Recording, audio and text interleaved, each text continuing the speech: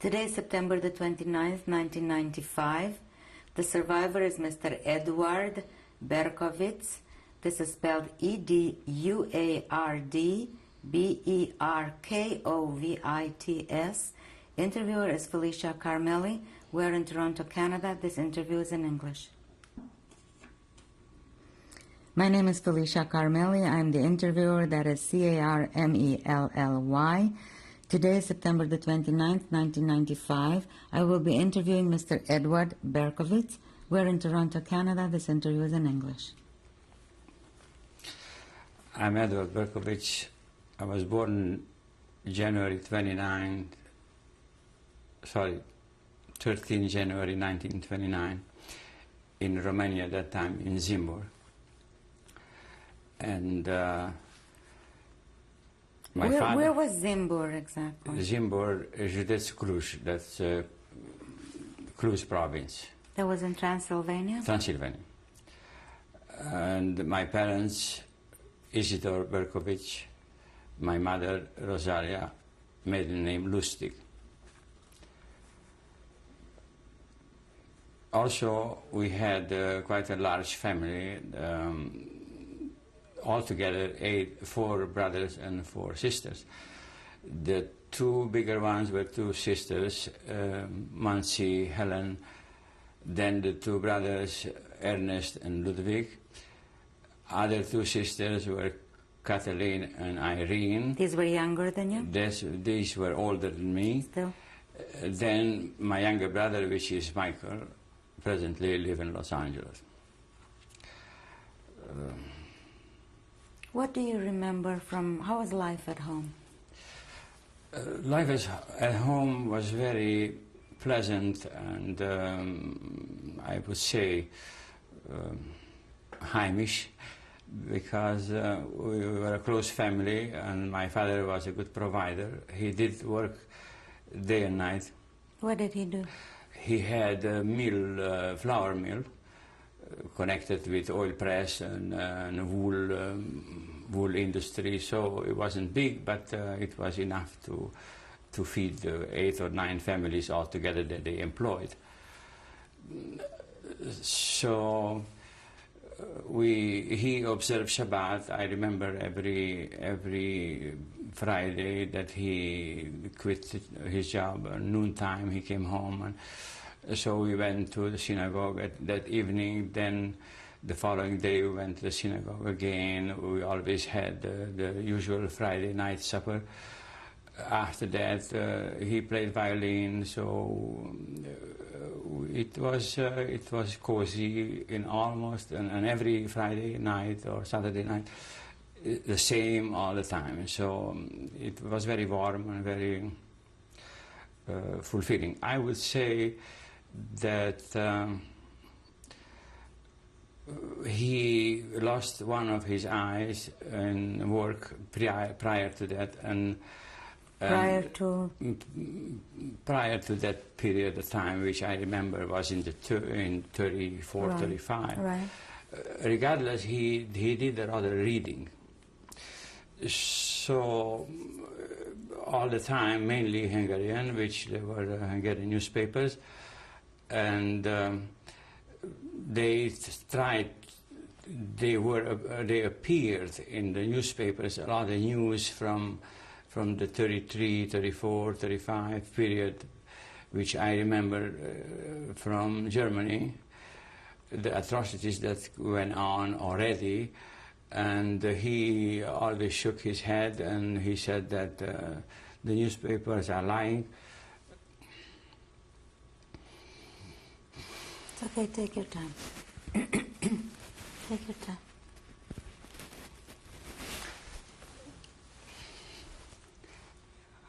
I didn't think so. It's okay, take your time. Would you like a drink of water?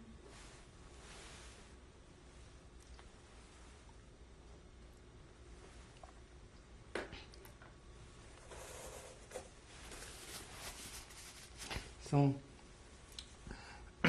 where was I?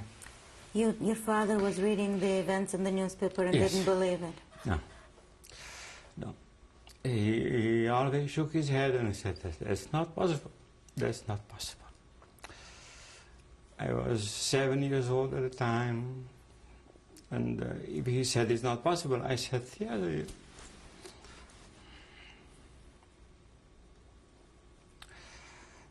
Did your grandparents, from both sides, your mother and your father, did they live in Zembor also? They lived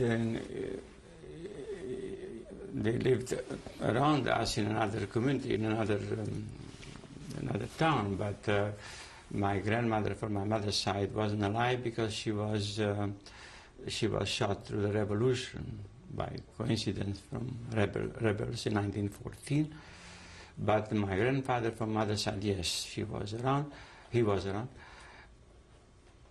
and at that time he died in 37, 38 before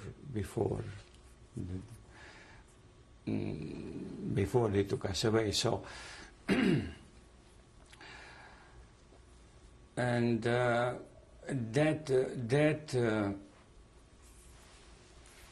newspaper reading went on and went on and went on. 1938, when was the Vienna Convention, and suddenly we didn't belong to Romania anymore. We belonged to Hungary because according to Vienna Convention, we were transferred. The North Transylvania was transferred to Hungary, which meant that all new regulations, all new things, and the language was not a problem.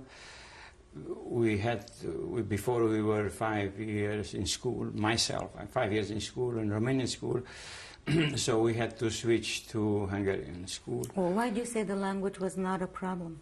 Because in our community they lived Hungarians, Romanians, and Saxons in the very same time, so excuse me, the younger people grow up the same way that they are multilingual. So did you also speak German from the Saxons? Yes. That was a German community. It was also German community. Also, we speak Jewish at home, Yiddish, which is not far away from the dialect of the Saxons, so it was not a problem. What else I remember from that period of time, that when the Hungarians came in, it was mentioned very much in our family that my father was sergeant in the Austro-Hungarian Empire. He had decorations for saving all the invalids from the first line, because he was one of those with the Red Cross, Felcher they call it. Yeah. And he was very proud of this decoration, and he showed, it was actually put on display, and a lot of explaining was, just as I'm explaining today what I went through, he did explain what he went through with Austro-Hungarian Empire having been in the war, and how hard it was and how difficult it was, because he was recruited in 1913, if I remember correctly, and he came home in 1918. My biggest sister was already 7 years old when he came home first time from the army. Was he involved in the Second World War also? He was not involved, because in 1944 we were taken away and he was exterminated, which we later are going to find out. Right. And he did a lot of explaining, and that's why he mentioned several times that it's not possible for a high cultured nation, which is the German people, that could come to atrocities like that, which later on in 1938, 1939, when they marched into Poland, and I'm talking about the later period, 41, 42, 43, when some of the pictures came in the newspaper from Poland. My father also was very much in disbelief until some eyewitnesses came around, and they said that this is true, and so he was totally destroyed psychologically, explaining the fact that this is not what he was fighting for in the First World War. Of course, I do remember a lot of other things from the home, from family life, that we had a lot of wheat because it was a flour mill. But he rented out from farmers 2-3 acres of land, and we as children had to go and cultivate that land. We had to put the seeds in, we had to take the weeds out during summertime, then we had to harvest also. So, and then other people told my father, why you need all this, because you have tons of wheat in your magazines, and magazines, I would say, that deposits. Warehouses.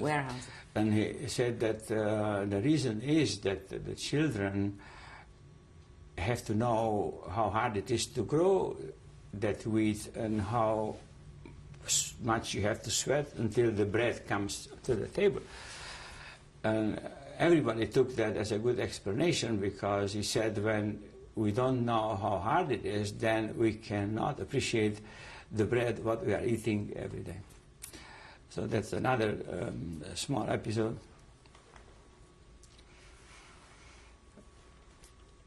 Other things that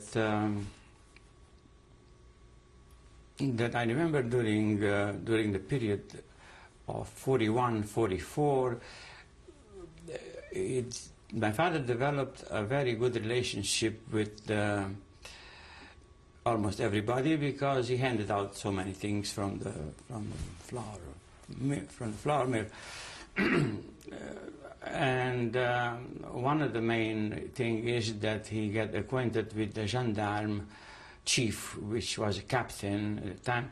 They were specific gendarmes, which would be compared here to the mounted police or provincial police. They had khaki uniform, black Franz Josef hat, and rooster tail, black rooster tail or bleu marine rooster tail on. It was very nice, very specific. So they got acquainted together and playing cards all time, and playing violin and going together to dances and so on. So why I mentioned that in 1944, just the beginning of April, that very same captain of the gendarmes came to our house, and he said very clearly that Mr. Berkovits, forget all what is in between us before. Now I come as official, and I'm telling you that I have orders that you and your family, from now on, you are my prisoners. Do you remember his name? It's okay. Maybe it'll come back later. No, not really. Okay.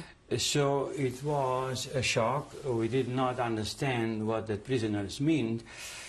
So he said that he came very official with a rifle on his shoulder, and he said that means that we give you 24 hours.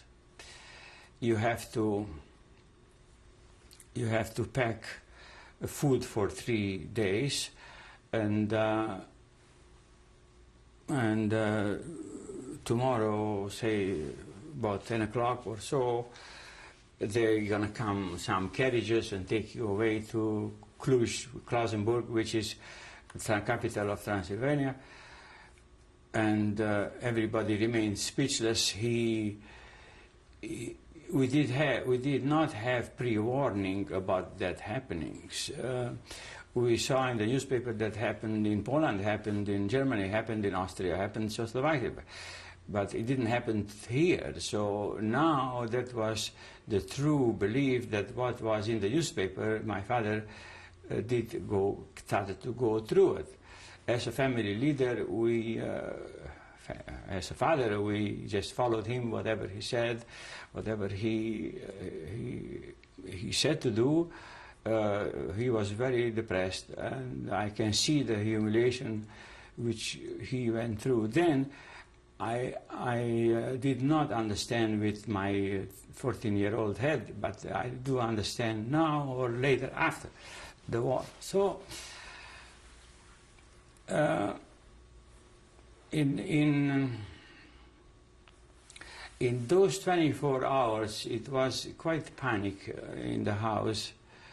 What to do, what to pack, what not to pack, how much can you take. And it was said that we have to take what we can carry.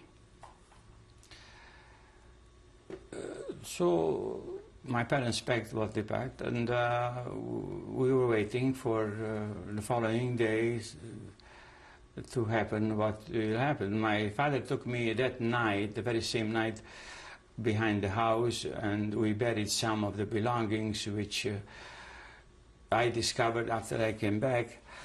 There was the family jewelry box, not much containing, but for them was a saving. So we buried that to a point which I did find it after. In 45 I came home, and it was just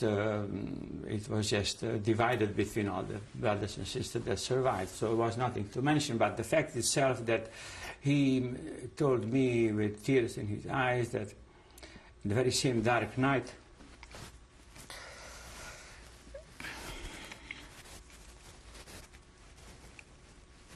it's okay, take your time, don't worry about it.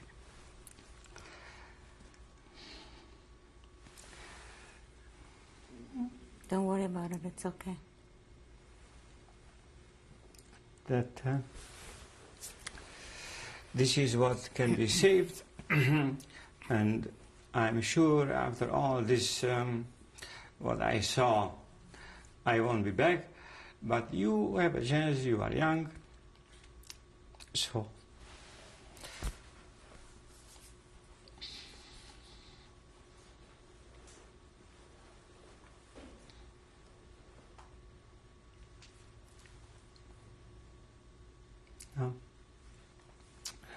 Why do you think he chose you from all the other children? Why did he choose you to show you where the jewelry is buried? Good question. I was the big boy in the house because my bigger sister was married just 2 weeks before that. My bigger sister was a sister, so, but the big boys were also in other. No, the bigger boys were taken away to Ukraine, into that work commandos, what they call it. Forced labor? Forced labor, yes. Because they were... Who took them away? Hungarian. It was an army, it was a... Instead of to the army, they took them to forced labor? Yes. Yeah. Both of them, so I was the only...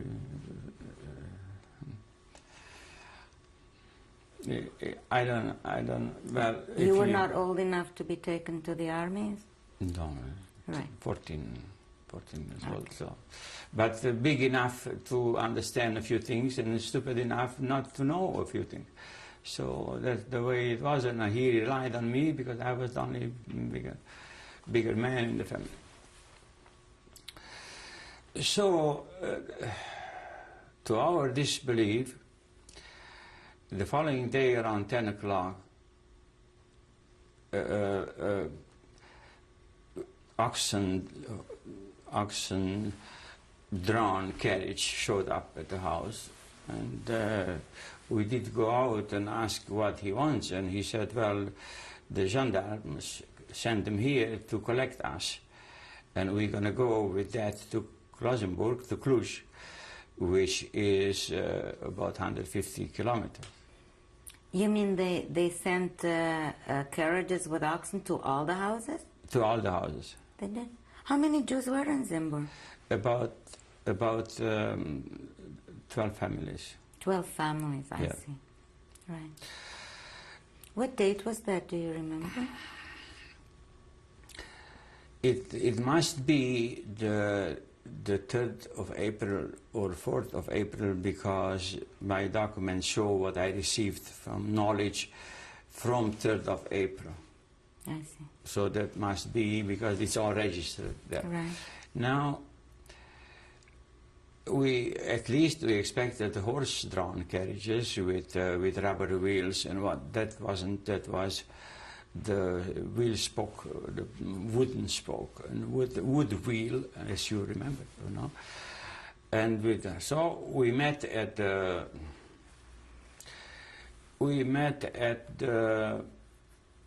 like City Hall, but it was a small community hall. In front, everybody was one on the top of the other, the way they could fit so many children, and each family had that kind of carriage. And one of those gendarmes went to the front with the bicycle, and the other one came in the back of the convoy with a riding a horse. We continued the journey, which after that I went so many times and investigated to see where we stopped and how it went and so on. That turned out to be a disaster in a way. That was in April, and then the April showers came.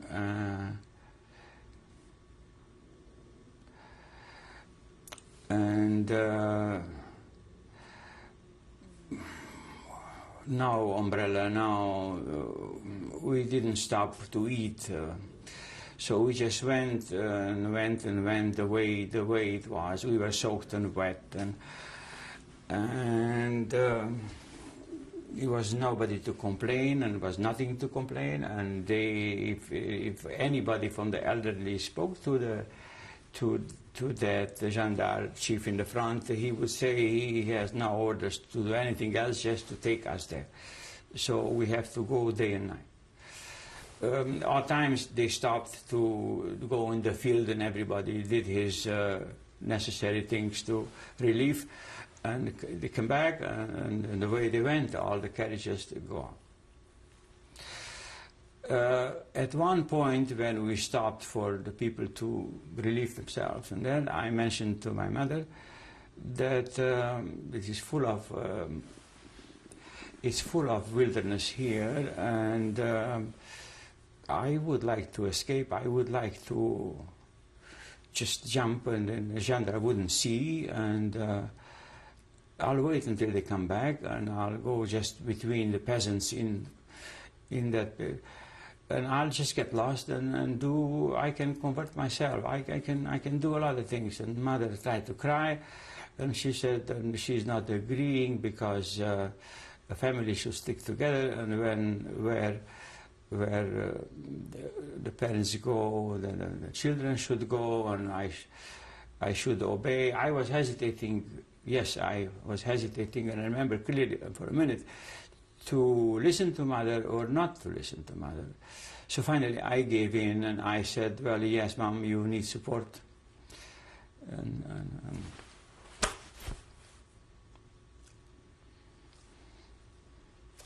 And you stayed with the family? Yeah.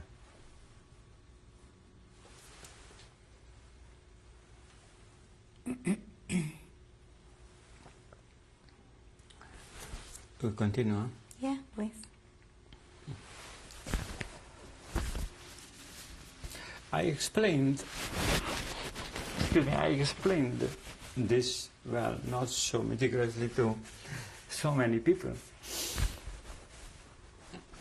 I had no really trouble because... You're not having trouble now? You're talking about sad things, and it's only natural that you have these sad feelings.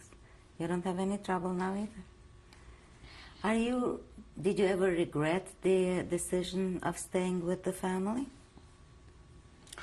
instead of running away? Not really. Not really, because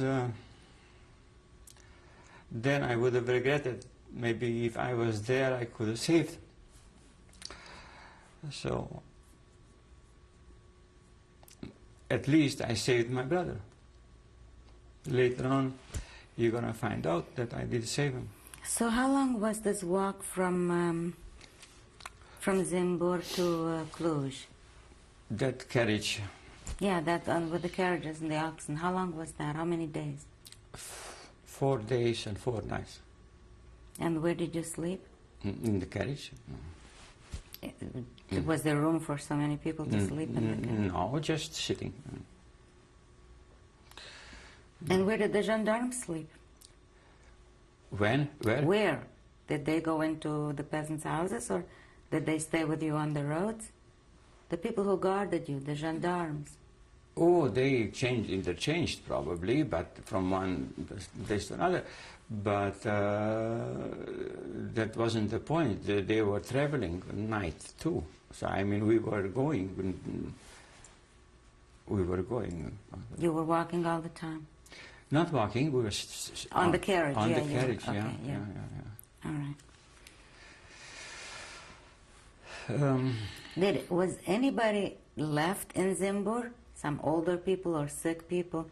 Were any Jews left at all in Zimbor? No, okay. No.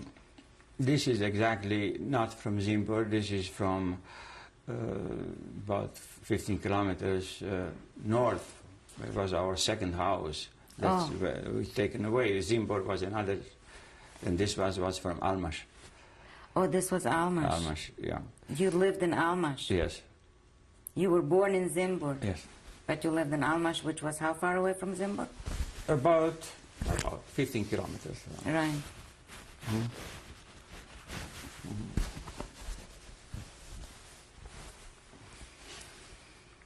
All right. So,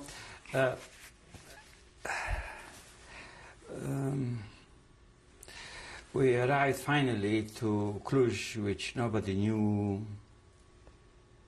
what's going to happen. And apparently the leader in the front, the gendarme, knew where to take us, so he took us to the brick factory. Cluj is famous for the porcelain and for the brick, so they had plenty of room. There was on one side of the street, on the other side of the street, as I can remember, only one side was occupied by us. And they just unloaded us over there, and there were people already from our own people waiting there. I mean, Jewish people already in charge, which they were taken probably 2 weeks earlier, and they were already for keeping order and all that. That was they were designed the Hungarian police already. There were different uniforms. They were set up by the Jewish people who were in charge there. No. Officially, the police from Cluj, they were already in charge at the camp. Right. And overlooking them, there were a few SS young people. You wouldn't give them more than 17, 18-year-olds. So they were yelling and screaming at the police. At the Hungarian police. Yes. So. And this was at the brick factory. At the brick factory in Cluj. Okay, we need to stop now. We'll continue on the second tape. Thank you. Tape 2, Mr. Eduard Berkovits, September 29th, 1995. So after the arrival in the brick factory, we noticed all of this. It was somehow like the Tower of Babel. because people came from all over at the same time, and nobody knew where to go, what to do. So finally they placed us on the floor, so many centimeters for each person, and so on, and we just had to do with our blankets what we had. And those barracks where they dry the bricks, this is where the walls were made from our own blankets. On the floor we had the same, our blankets, which they told us to take. And we were sleeping there. Now, we ventured outside. As children, we never take any orders strictly, so we ventured either to pick up some water from a main tap, or just to see curiosity and whatnot. And at that time, I witnessed something that it left a mark for all my life. We had orders from the Hungarian police when we see an SS soldier to pick up our hat. That was meant to be... To take off your hat. Off the hat. That meant to be a salute, right. Somehow. And the ladies had to bow when he is passing by.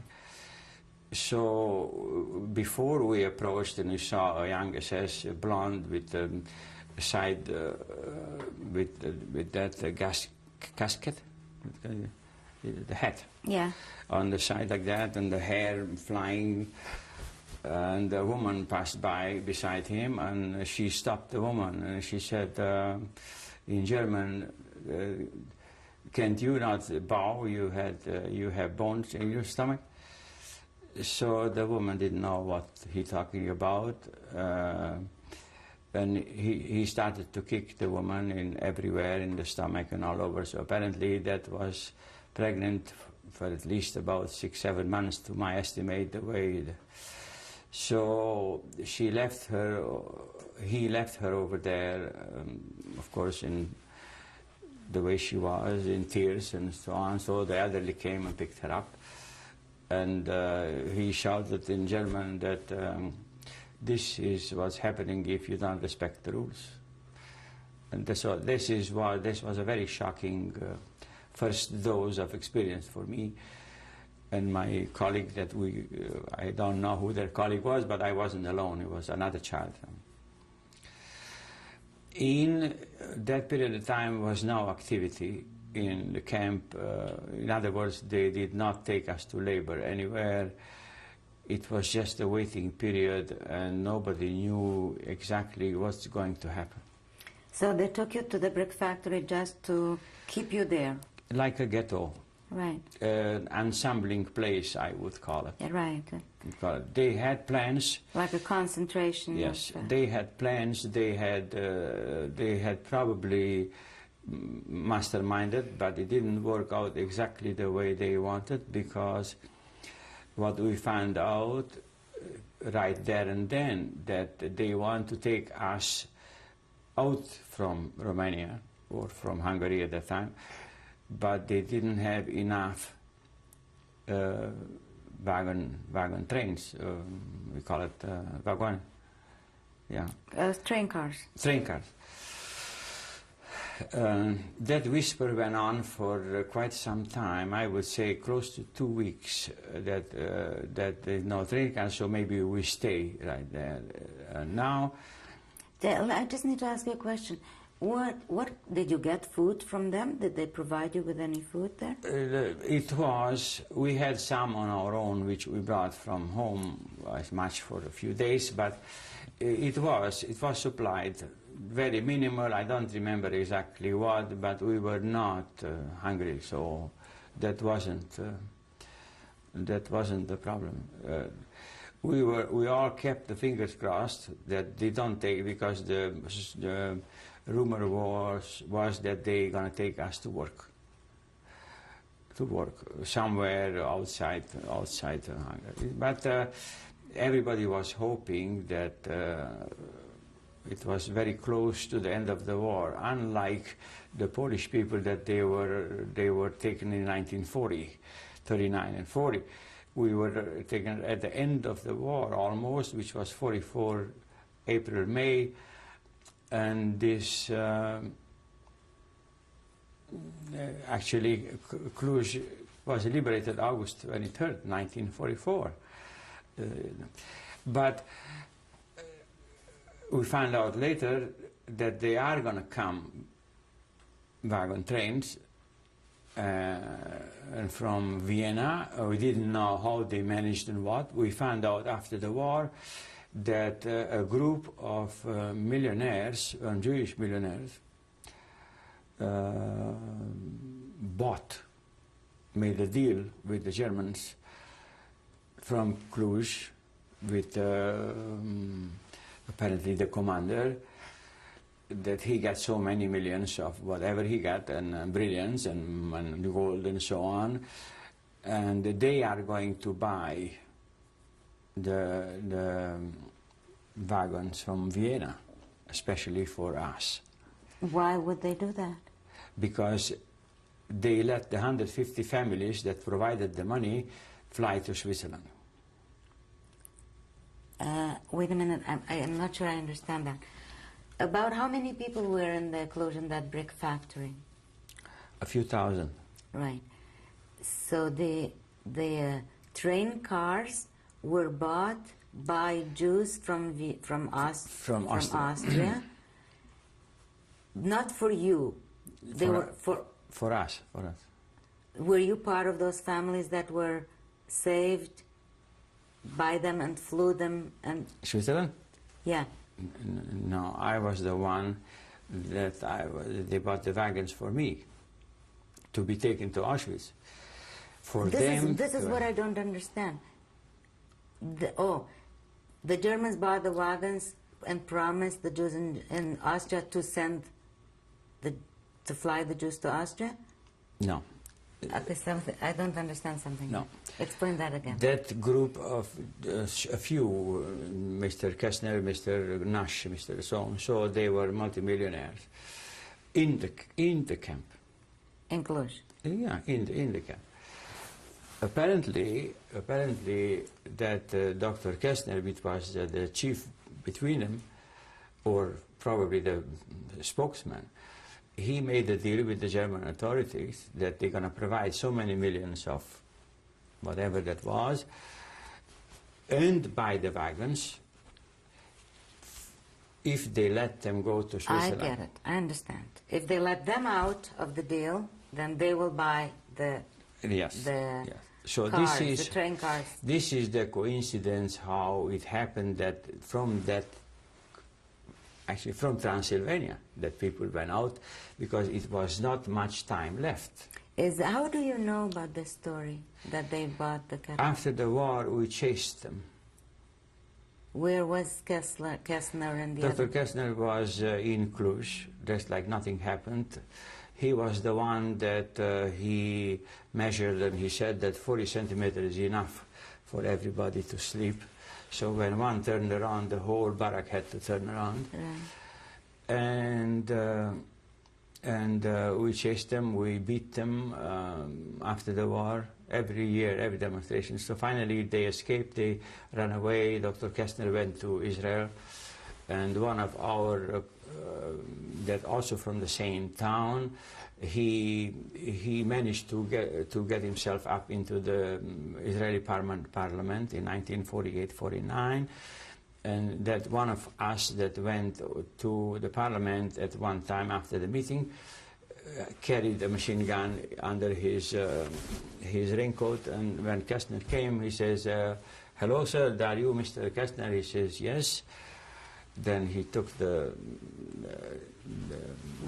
machine gun and shot him right there. So in the parliament? In front of the parliament, at the exit. So after that, that man was captured and brought to trial, and for the reason of committing own justice, he got 6 months in jail and decorated for catching up with Mr. Kessler. Yeah, that was Mr. Kessler. And he arranged the whole idea. That was his idea, actually. Okay. I never heard that story before. Okay. No. So the cars were bought, the train cars were bought. Were bought. And when were you taken away? It was in May. We were taken away in April from so we were there only 4 weeks or so. In the Cluj brick factory? Yes, yes. Well, we had to stay there because they couldn't take us. All the front line was busy coming back from, the Germans came back from the Russian front because the Russian front was retreated. And ammunition, and everybody was busy with that, so we had to stay put until this developed. The other families which they did negotiate, they all survived in Switzerland on this account, which I just said. Now, how many families were? 150. 150 families. Yes. Not people. 150 families escaped to Switzerland through this arrangement. Through the bribery and through giving them a lot of money. Yeah. Mm-hmm. Okay.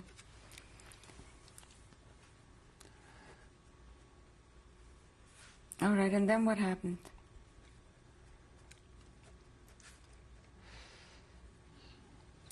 So, at that, in that period of time, all this, the elder people there and the men in charge, they made so many arrangements that they counted the people so many, so they take one barrack, two barracks, three barracks, and we see they loaded them up into, they went by foot outside the gate. Apparently they went to the railway train station. Yeah, temporary railway station. It wasn't the main one. And the second transport, we were the second transport, the same thing. All the belongings have to be packed and so on, and be ready outside. So we walked approximately 2 kilometers to that main station there, and we were unloaded. Loaded on the train. Just packed. It was no place to sit, and there was no place to stand. What kind of a car was? What kind of a train was this? Was this a passenger train? No. What was the it? carriage for the wagon for animals, for cattle car. Cattle car, they call it. Yeah. I'm very familiar with all the names in my profession, but not in this. That's okay, don't worry about so it. You say it in another language and I'll translate it if that's easy. Cattle, yeah. Okay. It only had the 4 small windows on the top. And it was horrible. It was horrible smell.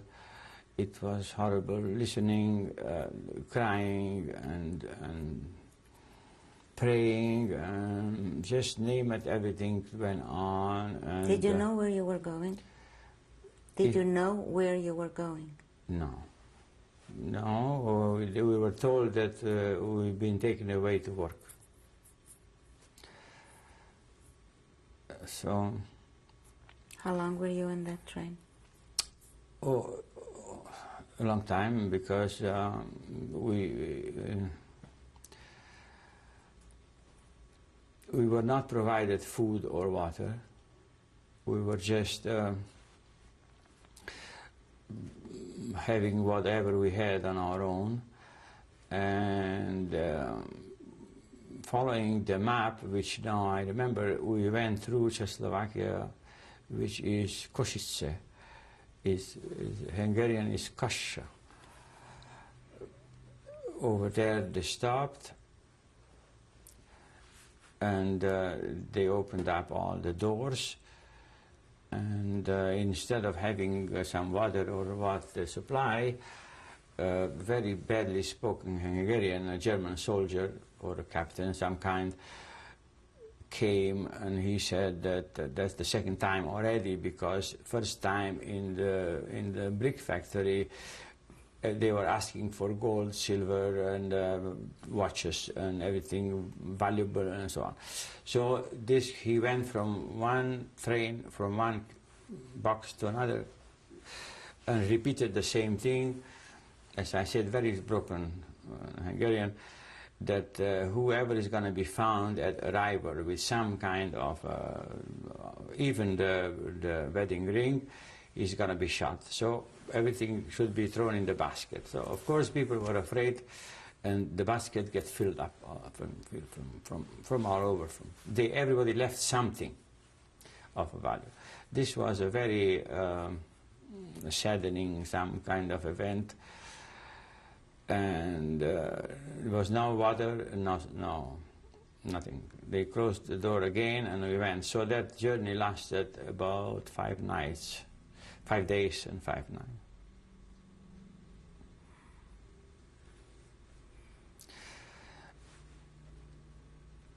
In the train,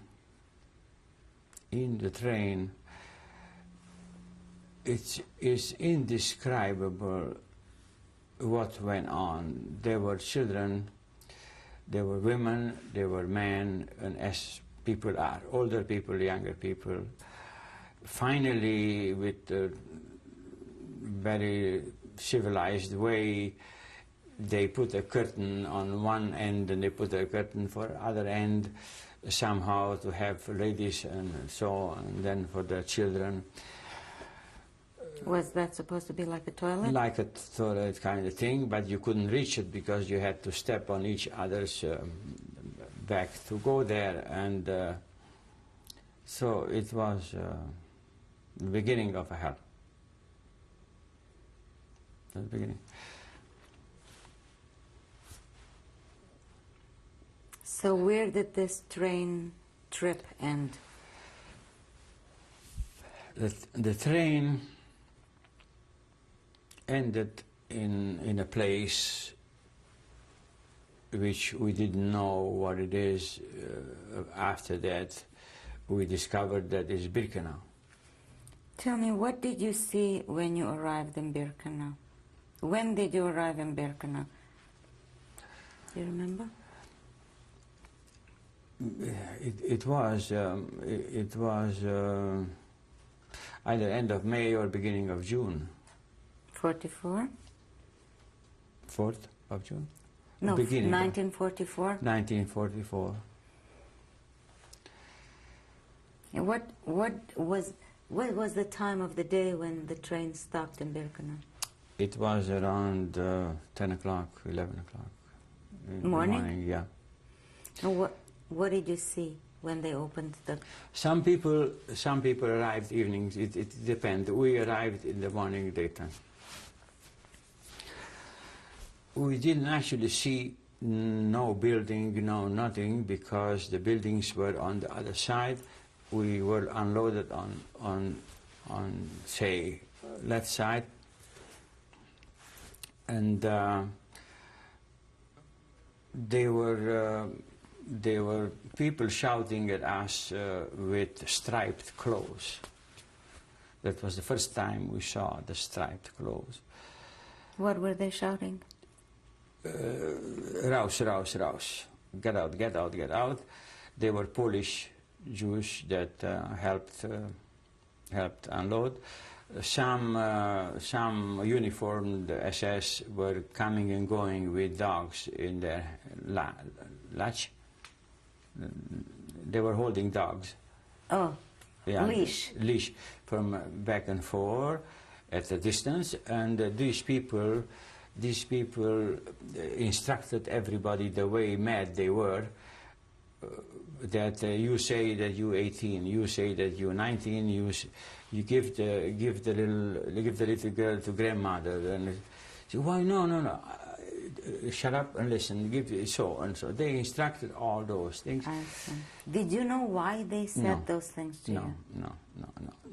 And don't ask questions, do as you told, and so for me he said, you say you're 18. For my brother he say, you say 18. My brother was 12 at the time, but he 18. So, with the children and mothers was a problem, because they found out later. It was too late for some of them, and some of them shouted, which I remember exactly, and in Yiddish, he said, "Are you idiots? Are you animals? Are you out of your mind? You were reading the paper for 4 years, for 5 years, what they're doing to us. You coming here like cattle. You are not, you don't read, or you don't." So I exactly knew what he's referring to. But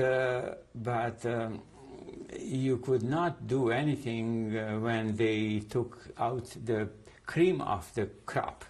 They took out all the young men from 18 to 36 or 40 for the labor camps, and what were left was children like myself and grandmothers which were 80 or 75. So how can you rebel with these people or with children? This could not be explained at that time, but they were very, very, very angry on us that we accepted. After all, we saw their suffering. That no one, we found out later, that no one of that Polish population that was in jail forgave us for that.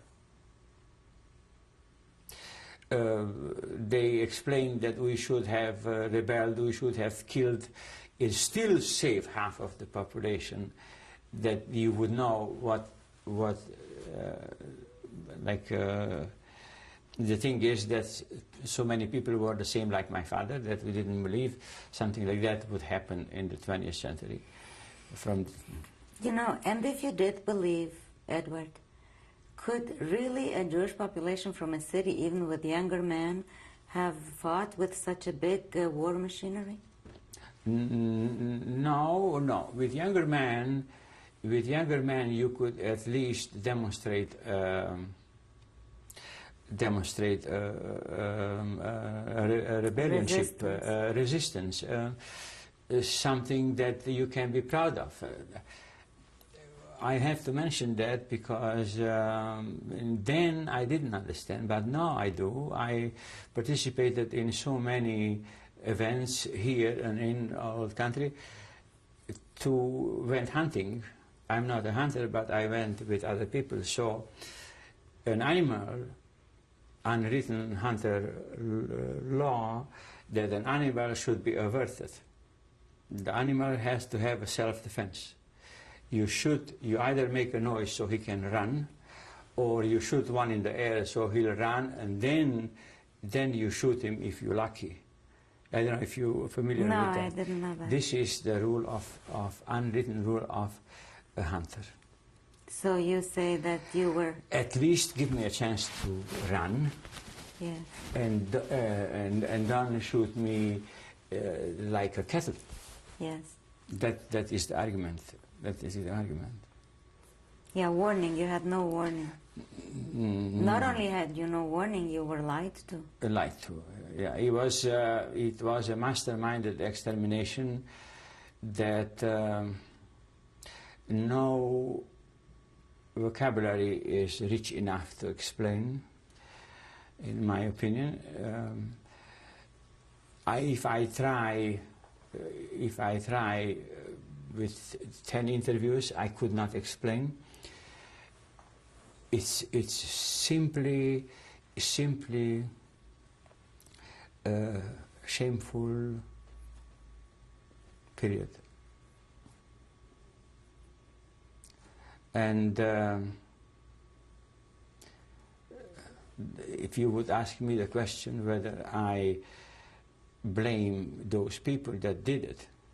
Of course, I do blame that people that, but I equally blame those people that stood by. If you see a child putting his hand in the fire, somebody should be there and say, don't put it there because it's going to hurt. Who exactly, specifically, do you mean when you say the people, you blame the people who stood by? Who exactly are they?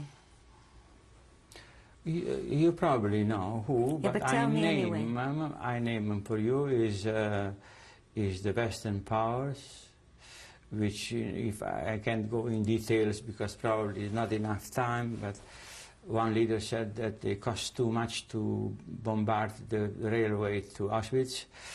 One other leader said that one Jew is too many. The other leader, which there was a big ship that came with some to Cuba, some Jewish people to Cuba, and the deal went off. It didn't. Batista didn't want him. So in the States they didn't want him. In Canada they didn't want him. So they went back to Belgium and Santa Ana, St. Louis, I think. So they ended up in Auschwitz, of course. Now, you're talking about human value, or you talk about cattle, or you talk about pork by any means. It's a value. It's a value. Here we lost human value. A tremendous amount of human value which we cannot evaluate. So it's an endless story. Really, it's an endless story. So I'll continue on to tell you what happened after those Polish. Well, tell me a little bit more about who were. What about people in Poland? Did they stand by and allow things to happen? How about in Poland? No, in Poland they had the Warsaw Uprising. That was in 1944, yeah. And they could only do it in 4 years' time because they had to get organized. So all these German war machine, they kept them for 3 weeks. 1,200 or 1,500 people exactly, I don't know how many they were in the camp, women and men, they kept them and they didn't know what to do. They destroyed the whole camp and they were still fighting. So at least they were fighting. They knew he was not escaped, even though there were a few escapists. The end was the same for everyone. The end was the same, whether he was in Poland or wherever, whoever was in camp.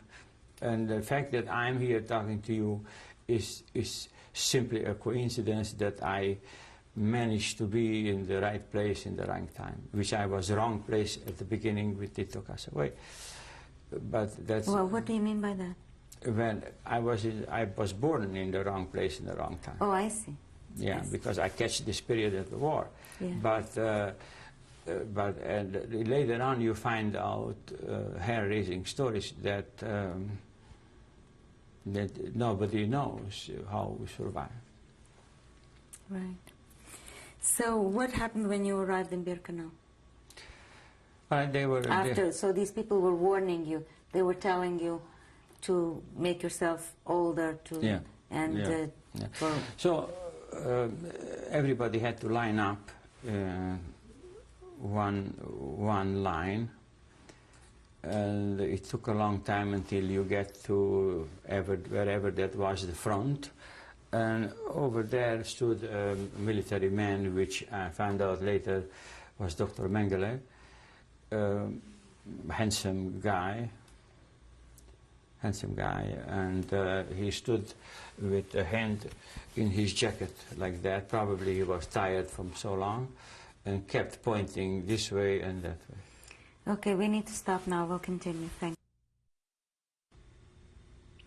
Tape 3, Mr. Eduar Berkovits, September 29th, 1995.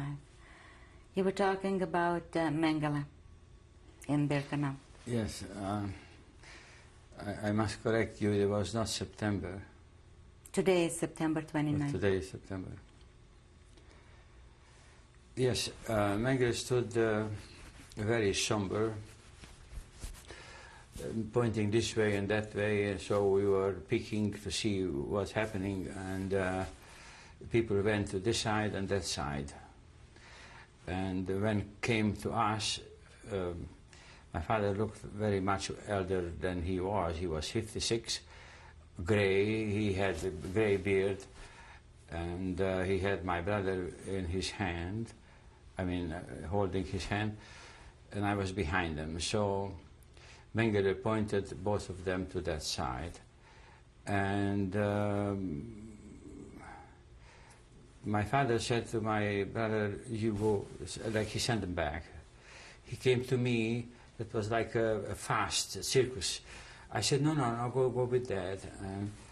And then finally Mengele asked him, how old are you? And he said, 18. 18.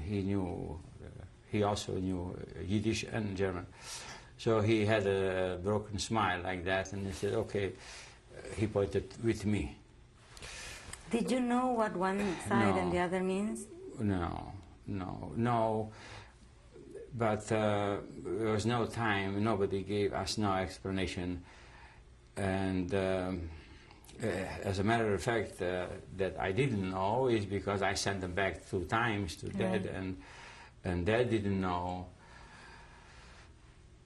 So he ended up with me, and we marched into a place where they said to undress, and we're going to have shower. And so the bigger people were all shaved all over, underarm and legs, and between legs and head.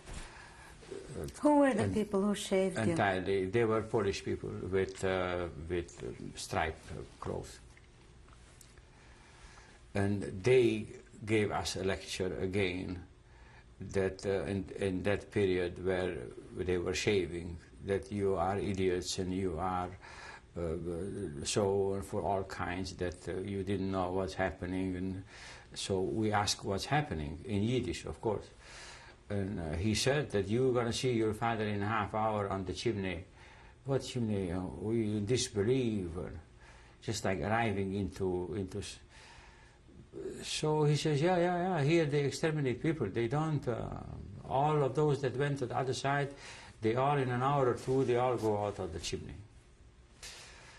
And so gradually we get broken into this inhumanity, and we marched with, from after the bathing and after the bath and whatnot, they gave us clothes, no matter what size it was. Everybody get thrown striped clothes, and we exchanged them between us according to the size which were.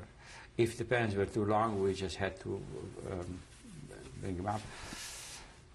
So that went on a day or 2 and 3, and nothing happened. We had very little food given for those few days, which compares to about in the morning with a small piece of bread, comparing 2 packs of cigarettes together like that. That's a portion for the day. It was some kind of black coffee in the morning. Noontime it was a mixture of cabbage and lentil and this kind, and potato, a big soup like that. And in the evening again it was either a tea or a coffee. The bread whoever wanted had to save from the morning for the whole day. So that was the menu of the day, and constantly every day. We were transferred to the barracks, which had the A, B, C, D, and so on, with letters numbered, and go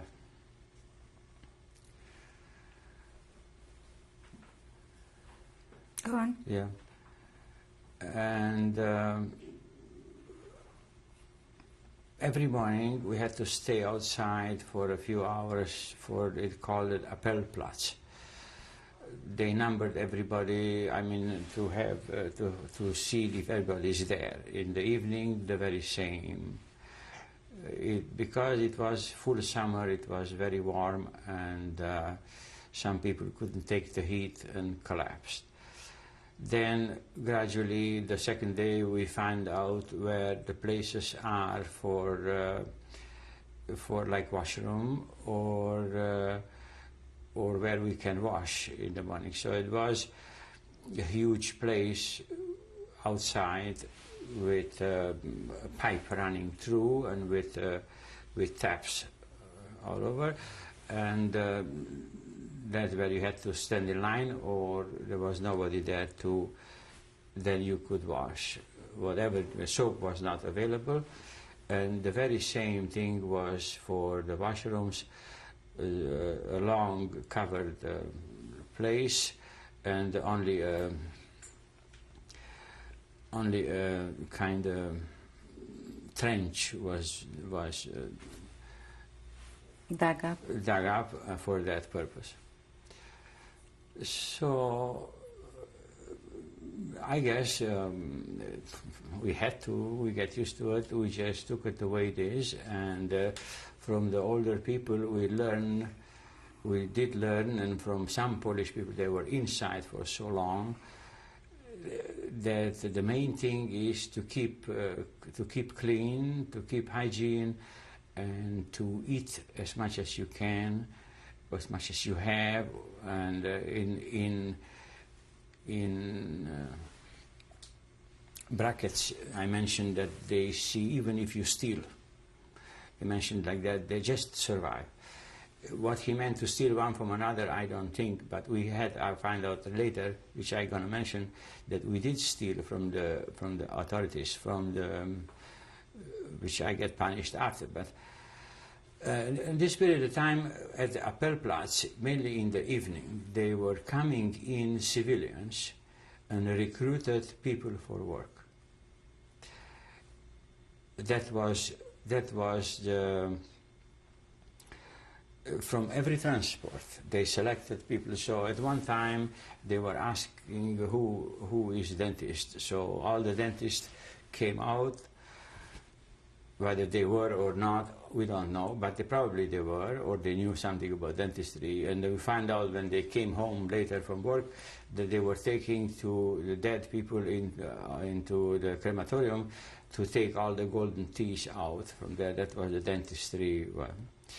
Then who is pianist, and so then some of them were taken to make music, some of them were taken to carry pianos and stuff like that. So what pianos were they carrying? What they were collecting. They had all the belongings from the Jewish people. So well, who brought pianos to Birkenau? Not to Birkenau. No. They were taking away the workers there, not only for that over there. The workers, civilians came, but I mixed them. I mentioned the dentists, they needed them there. The shoemakers, they needed them there. All the shoes, it was the story building high of shoes thrown from people that they undressed, and they went into the crematorium. The crematorium in 1944 was in full blast. It went on, all four of them, day and night and day and night. Did you have a number on your hand? Yes, that came after, a few days later. So when this kept coming, and the civilian manufacturer people came from outside, they came from Germany, from all over the place. They recruited workers, in other words, slave labor, which in turn they paid for the authorities so much, which Schindler had to pay for his people so much a day. We didn't know that, but we were glad to be elected for work. We never had hope because they didn't want no children. None of these civilian selected children for work. So that went on for quite a while, always the same every day. So what did the children do? Like you and your brother? You were not selected to work? No. So what did you do there in Birkenau all day? almost nothing. Sometimes we ventured inside the lager, right to the gate, and because that's my nature. And I asked the guard that if he wants me to clean the cabin for him, and he said, yeah, sure, I don't mind. So I took a broom and cleaned, and so I had good relations with him and this kind of thing, but no activity was given for us to do, because that particular lager, which is C lager, mine, was a transition lager. From there they recruited everywhere.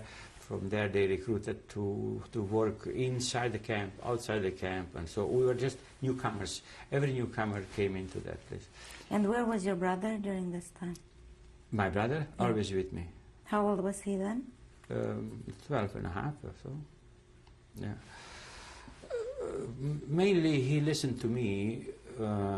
At one time he didn't want to eat because he didn't like it, and so I had to punch him a couple of times that there is no way you like it or not. He was the 8th child, so he was spoiled, and he got the message later, after all, that he had to eat, so he did. And now after that small period of time, which I would say about 3 or 4 weeks, that they selected all the people from our camp, I ventured out one evening to have contact with those people that they worked in the Zauber Commando. Zauber or Zauber Commando? Zauber. Zauber Commando. Zauber Commando. The Zauber Commando were the people that they throw in the cadavers in the oven. I thought that was called the Sonderkommando. Sonder? Well, maybe. Okay. Yeah, possible. Go on. It was easier to pronounce Zauber Commando. Sonder, yeah, maybe. I ventured out because I heard that they have food, they bring food in, which is bread, butter. They had their access, and just name anything, they had it. So I went, and I was lucky, and one man, oh, you don't have, okay, here I give you, and he gave me, and I stuffed into my shirt all over. And I put a rope around my sleeves on the pant there, and I filled it up with stuff he gave me. And sure enough, when I walked in, I was questioned where I was. It was past 8 o'clock, and everybody had to be inside. I didn't mention where I was or what I was doing, and he just said 25 lashes. So right there and then I had to go in with my head into the oven, which was a long oven for heating. And one was holding my legs with the foot, and the other, and my head and hand was tight in the oven. So the other one gave me the 25 lashes. Who was that who beat you? Another from, not a German. No? But no. who? He was another, we call it Häftling. There was another prisoner, because he had the orders to do it. Yeah. He wasn't so, I wouldn't say he wasn't so cruel, but I got it. They were counting 25, and so I didn't really mind because I had the food. And when I went there, my brother was very happy, and I just put everything out. You mean when you got the 25 lashes, they didn't notice that you had food on you? No. Mm-hmm. No, it was somehow hidden because nothing I had in my hand. And I wasn't requisitioned. Body, they didn't search your body? No. Very unfortunate thing happened after that. When all the people were selected and we were there, we were numbered. We had the number which is B for Birkenau. Can you read out your number loud? Can you read out your number? It's 14,449. 14,449. Yeah. So that meant that we are going to work somewhere.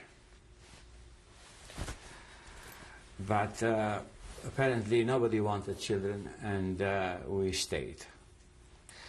While we stayed, it was already August or so. And what year was that?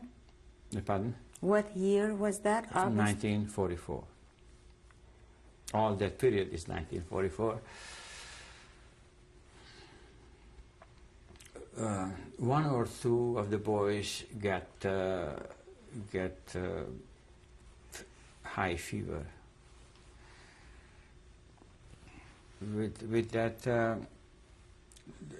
I say boys because they were mainly youngsters there, very few older people, because all the rest of us were taken to work. So the word comes back that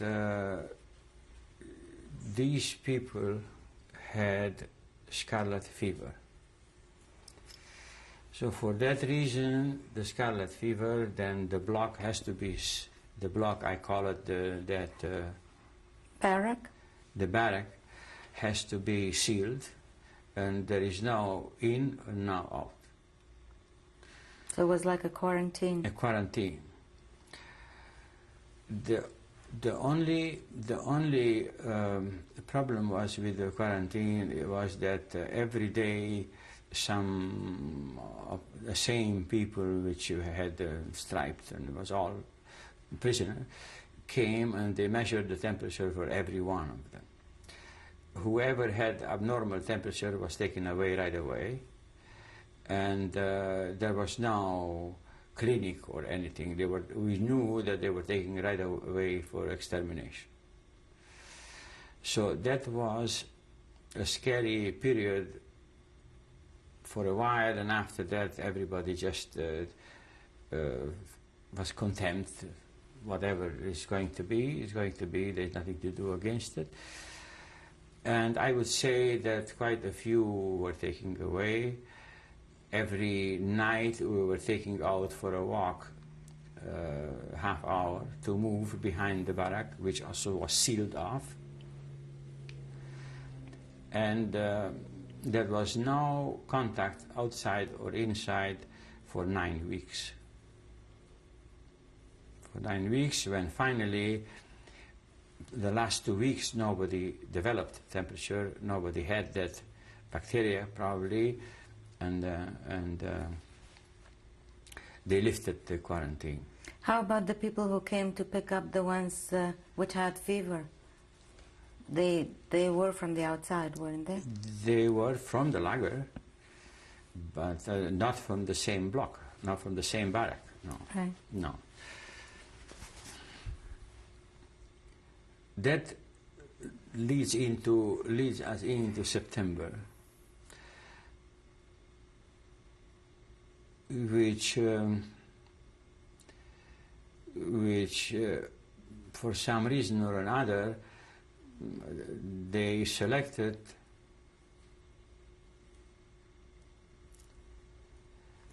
the smaller children and take them away one time, and then they selected in a week period of time another time, and they were taking away.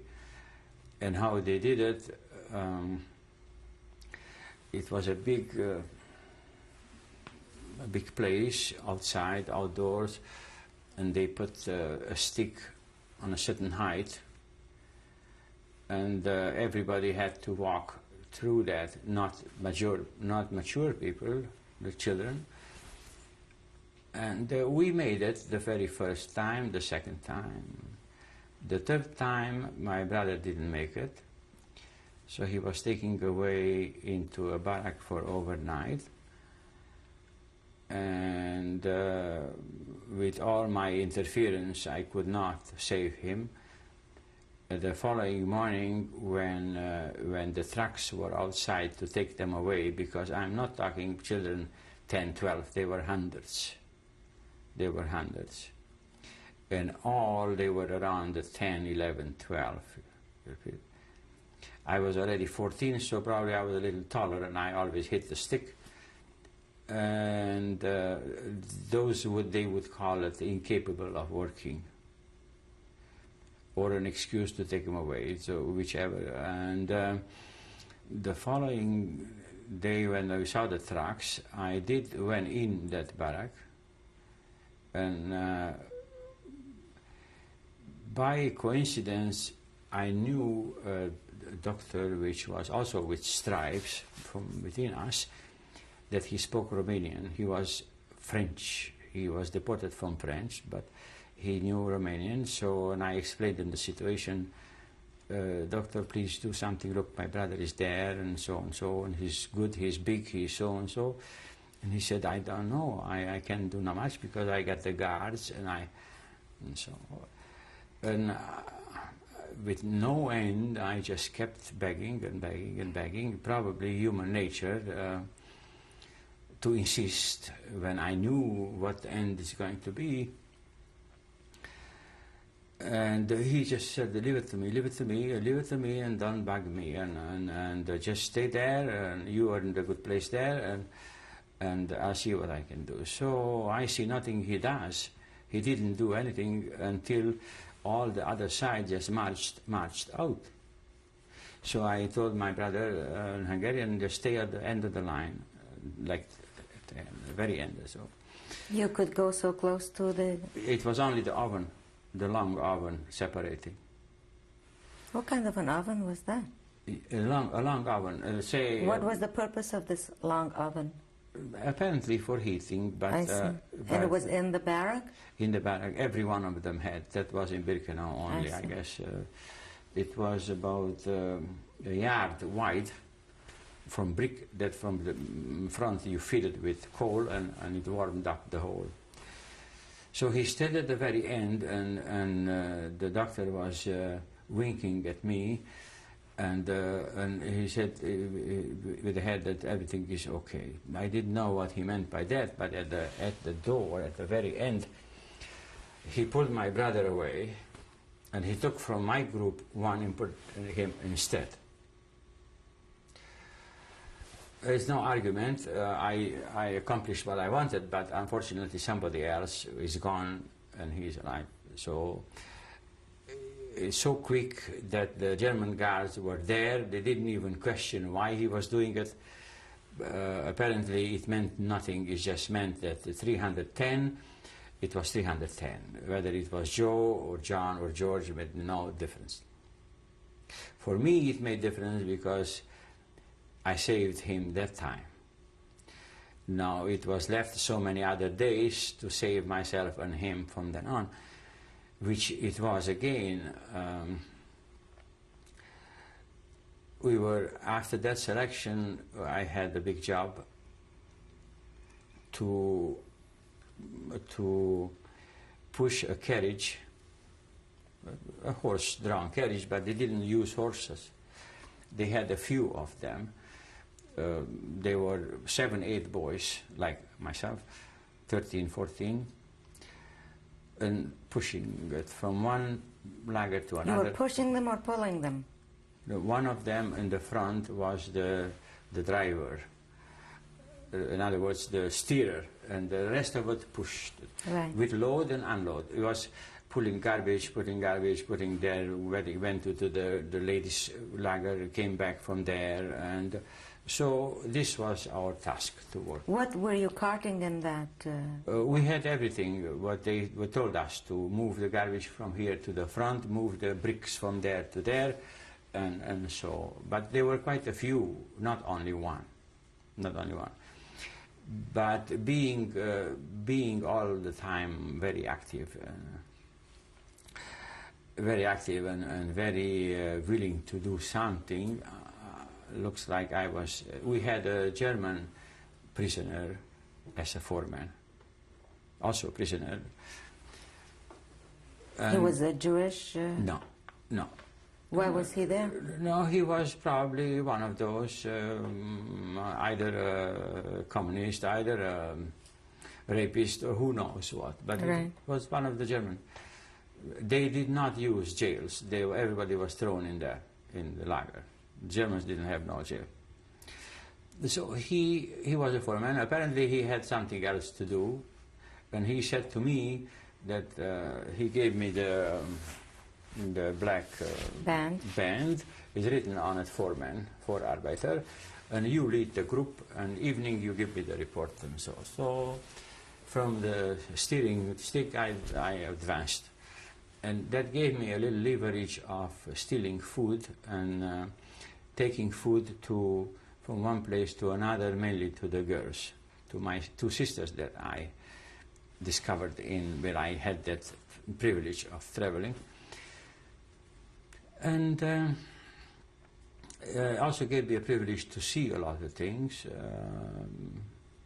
The girls were undressed so many times and counted on, and we were all not allowed to get involved or anything, but we just went on the road and saw all those things. And what we ended up doing, we did a double Bottom for that carriage. There was all the boys were listening to me. We were like a solidarity front. Yeah. Group. Group, yeah. And we put tremendous amount of food inside. We stopped illegally at places where the stockroom for food and bread. And the German soldier was writing things on the table at his desk, and from behind the window we were stealing. One of them went in the front to ask questions for distracting him, and we loaded up in between. Then we distributed food to the ladies in the front in other lager, and when we went home we knew who doesn't have no movement, so we just distributed very strictly to them. That went on for quite a while. How much is quite a while? A few weeks, a few months? A few months. A few months.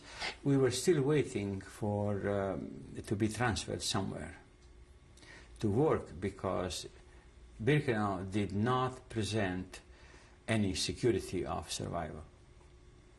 Birkenau was nicknamed Vernichtungslager.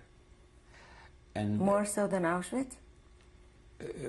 I don't think even that Auschwitz had crematorium. They did have. Yeah, I know Birkenau had 4. I think they had 4. But it was the nickname Vernichtungslager, and whoever came in there did not survive, so that was the rumor going around.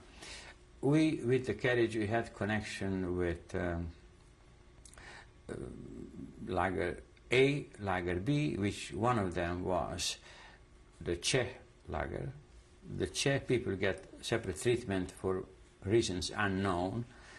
For a while they were families together. And the B lager or the F, I don't remember exactly, were the twins. Twins. Twins. Right. All right, we need to stop here to change tapes. Thank you. For Mr. Eduard Berkovits, September 29, 1995.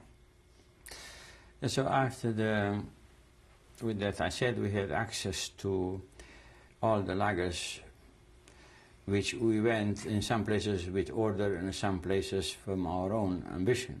I just need to clarify something. You use lager and block and barrack. Do you mean the same thing when you say this? No. Barrack had the number 1, 2, 3 to 11 to 22 and so on. Lager meant A, B, C, D, E, F, G. That was in Birkenau. So several barracks made a lager. Lager. Every one of them had 22 barracks, A, B, C, and so on. They are still there, I think, today. My brother has his name written on in Lager C in Barrack 11, and also he was registered with at one of those elections. Was written in his register for the German guy, Eduar Berkovits, number 4, so gestorben. Already died. He was going to be taken away tomorrow, but he was written there already gestorben. How come? Because those were taken for granted. Because the exchange that was made with that doctor, is that why? Not because he already was registered as dead, because he was supposed to be taken away. I understand. Yeah, and he wrote his name on the barrack with chalk, whatever he had, not chalk, coal.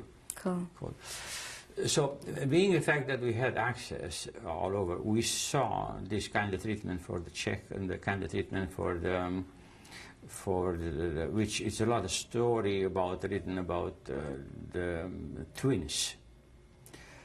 If by coincidence the Mengele missed one of the zwillings, they call it, then immediately they saw, oh, you're zwilling?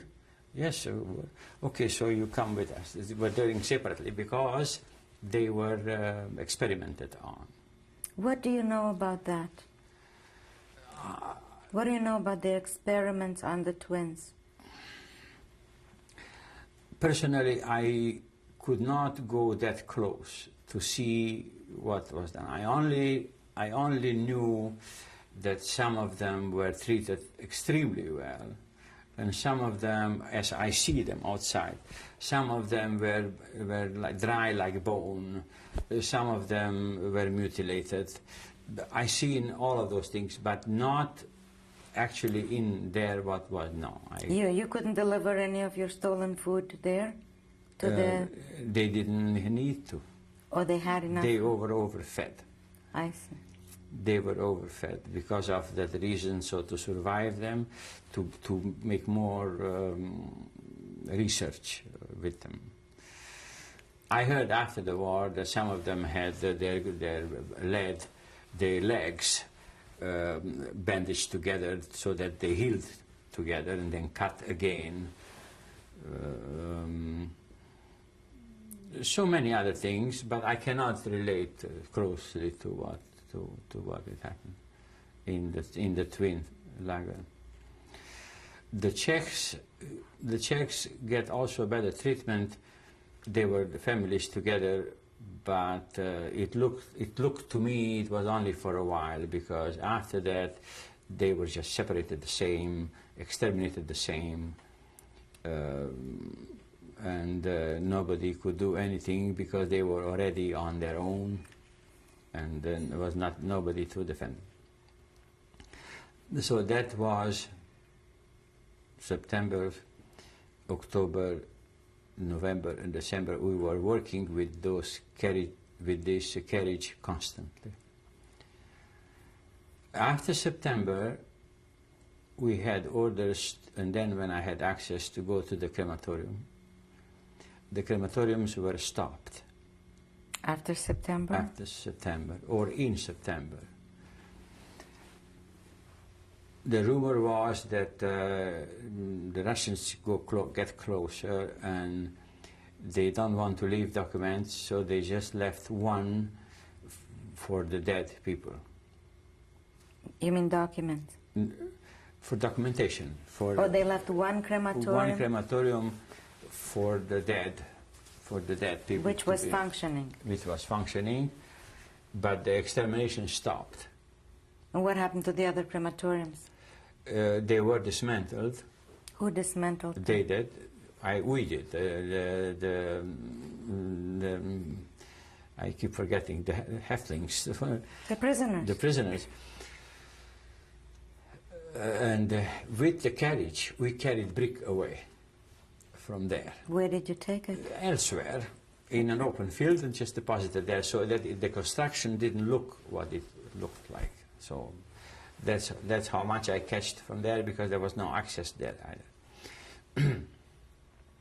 That was one incident before that, which I missed, that we were not eyewitness, but we were outside with the carriage, and we were ordered outside the lagers, I mean, on the public road, as much as public it could be, because it was far away from the city, to get in fast, and a lot of German ammunition came, soldiers came, and so on. And this Sonderkommando, they knew that 3 weeks after their work, or 4 weeks after their work, they're going to be exterminated. So a day before that, they took their commander, German chief officer, some kind of lieutenant, captain, whatever, and they threw him alive in the oven. So for that reason, they get punished, and what worse punishment? The punishment was waiting for them the following day. And everybody was like in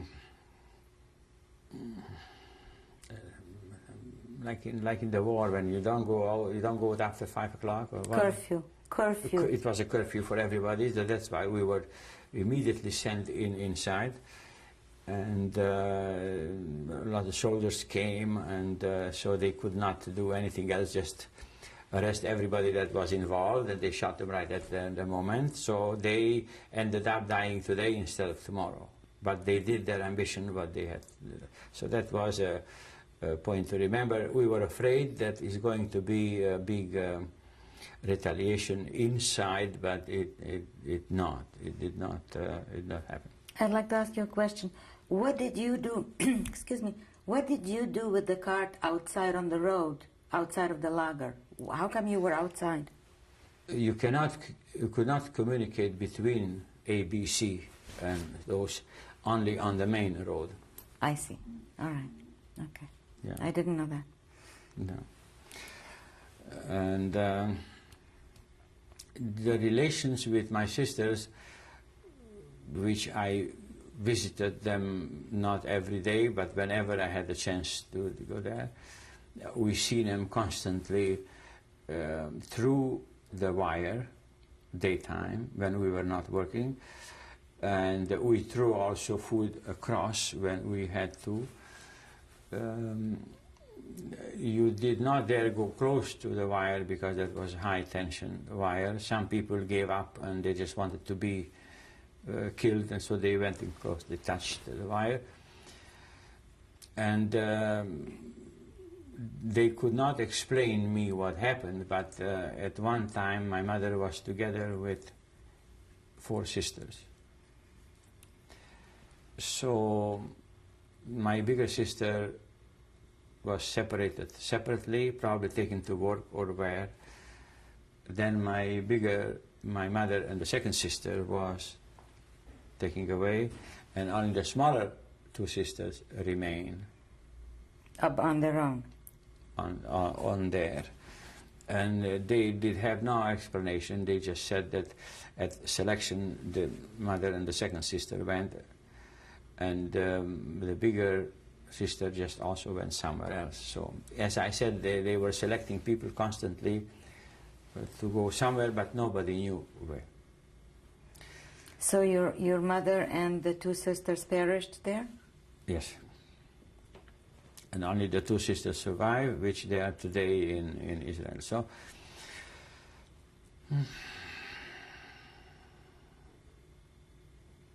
it was winter approaching, October, November, December especially.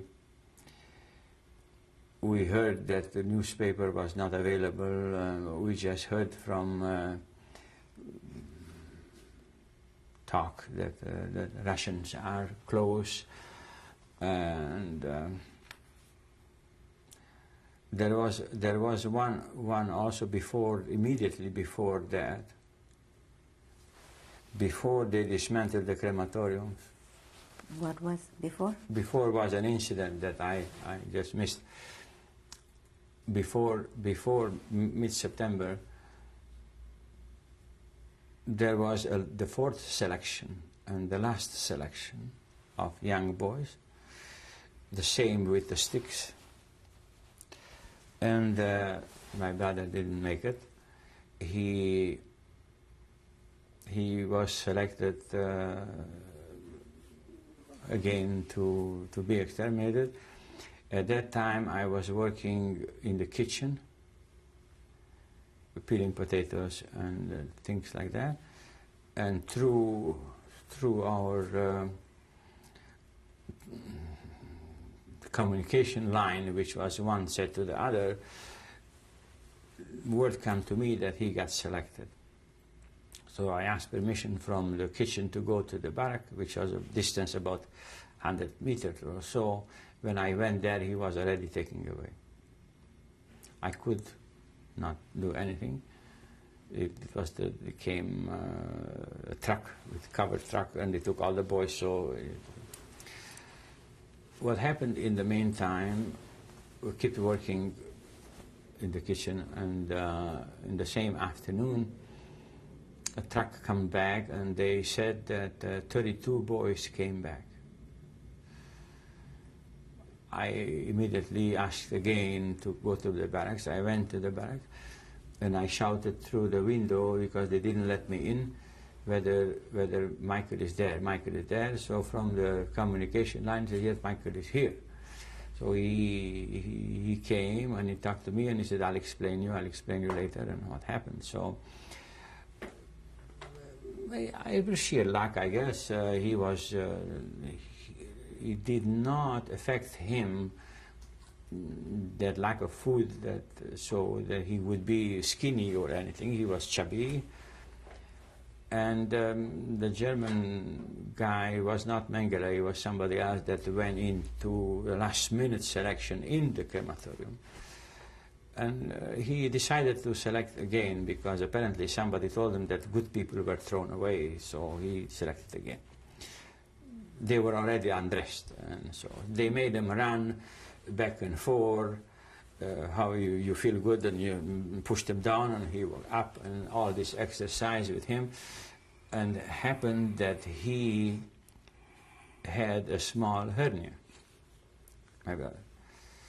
So the German pointed to his hernia, and he says, they call it Bruch. Bruch, yeah. Yeah. And the doctor with the stripes on him, he says, oh, no, this is just a bigger testicle. No, it's nothing. And he tapped him on oh, he's a good worker. No, he's okay. Of course, that was the doctor with the stripe. The German said, okay, if you say he's all right, he's okay. So they send him between those 32. They get dressed with totally different dresses because they were all thrown away. And he came back. That time I couldn't do anything. And so, of course, I again tied up my sleeves on the pants and packed potatoes and something from the kitchen, and brought to all those young people over there, younger than me, of course. And so this is how he survived that period. So what month are we in now? That was September. Now we're going into December, which went uneventful. It was in a way now is laughable, but then we used it fully. They allowed Lagermark money for good workers. So in other words, if I did my job well with the carriage, or after that I did well in the kitchen, they gave me 2 marks, or it was a bluish, greenish kind of money, which just said on it marks, or 2 marks, 1 mark, so how much money it was. It could be used only in there, was. What could you buy for it? They had formerly a store which was say 10 feet by 10 feet with waffles and the syrup, some kind of soft drink, which and this is the only thing you could buy. Chocolate was not available, and very few had the privilege to get that kind of money. I did get the money because I was very active, and I saw that side of it, but nothing to speak of. The rest of it were constantly hungry and malnourished, because as I said beginning, there was cabbage and cabbage and cabbage and potato. That was constantly the food. So that was in December with the Russian troops coming along. I mean, closer. We heard in January that they are in Krakow. How did you hear that? Through rumors, through some people that had access to with SS themselves, because apparently after we found out that so many of them were fed up also, and they were gladly sharing some information that it won't be long and so on. But the problem was, from our experience, that if we stay in lager and the front approaches us, we are going to be exterminated. How did you know that?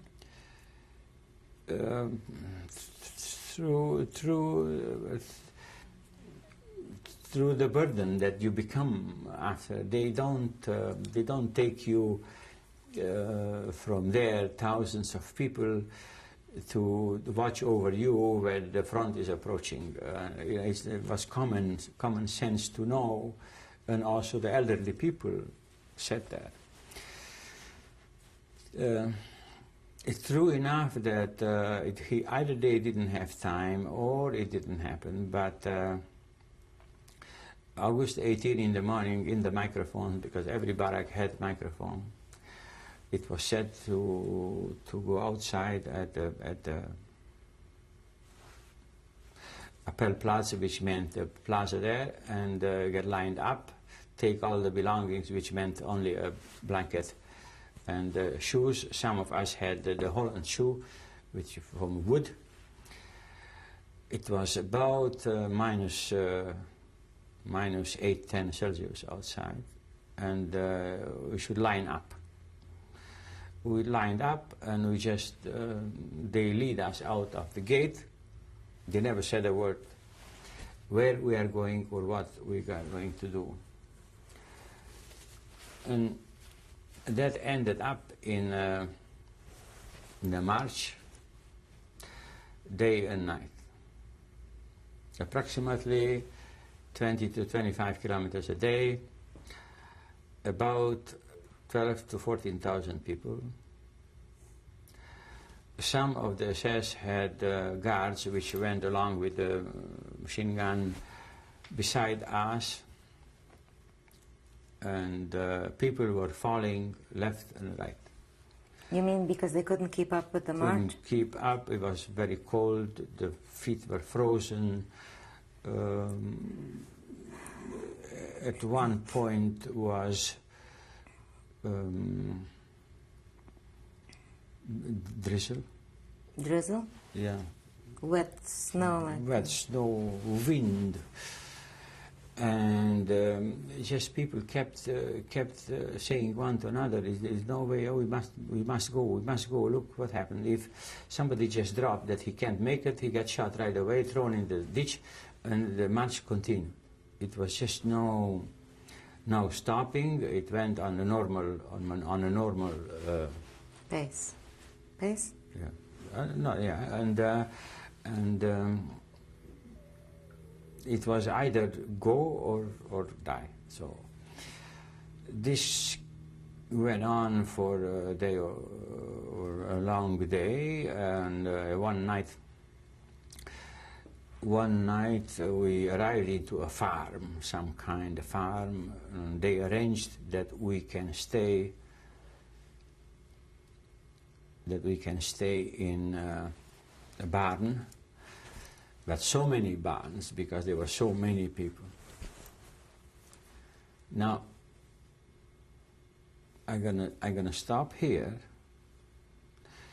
and go back to the period of time when we were immediately transferred from the train to the barracks. Okay. There was no places enough to put all those people in those beds, which are 3 stories. You mean, are they beds or bunks? Or? I don't know if you call them bed, but they are 3 stories, only wood. Bunks. Banks, yeah. Bunk. Yeah, 3 stories. There were nothing like that for us then when we arrived. They put us in the same barracks, but on the floor. They were some kind of, we call them gypsy carpet, because they had that shaggy long hair on them. So that was put on all over, all around, and hundreds of people were in there. And nighttime was disaster. Tell me about that.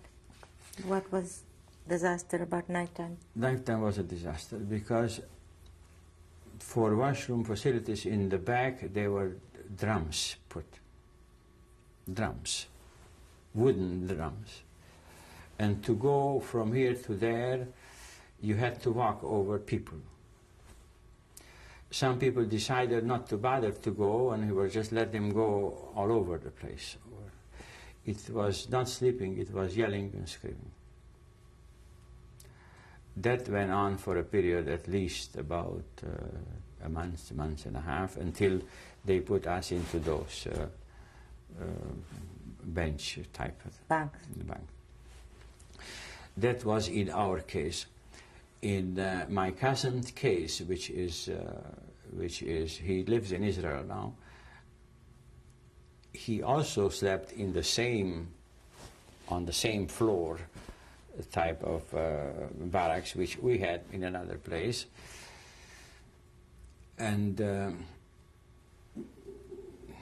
for some reason unknown, he explained me that they were decimating the people that was sleeping. What do you mean? Every 10th one gets shot. That's decimating. And because the question was why he is not normal even today. He is a little bit absent-minded and very angry. So apparently they shot his father beside him at this particular barracks which we slept at the very beginning. It was no matter who it was, it just counted to 9 and the 10th get shot, and then as soon as the man said 10, he shot, and it went on. So that I remember from that period. So when we went from that floor sleeping type of thing to that bench type, it was already a evaluation, it was already a bad evolution, it was already better. Yeah. All right. So now we're going back to the march, right? Yeah, going back to the march. Okay. The march was disaster, the sleeping in the barn, because it was exactly the very same thing. This is how I remember with the carpet. Yeah. Everybody was jumping over the other, and cold and miserable, and was no food. And in the morning we just ensembled outside. They managed that with an army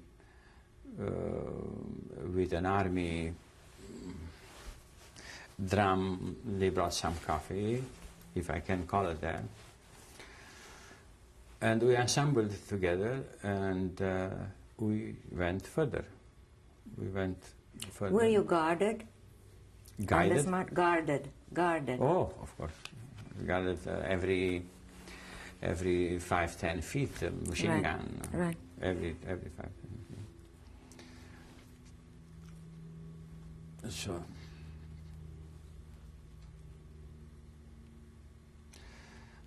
This went on until, if I remember correctly, it was Gleiwitz. Gleiwitz or Greiwitz? Gleiwitz. Greiwitz. GL. Gleiwitz. Gleiwitz.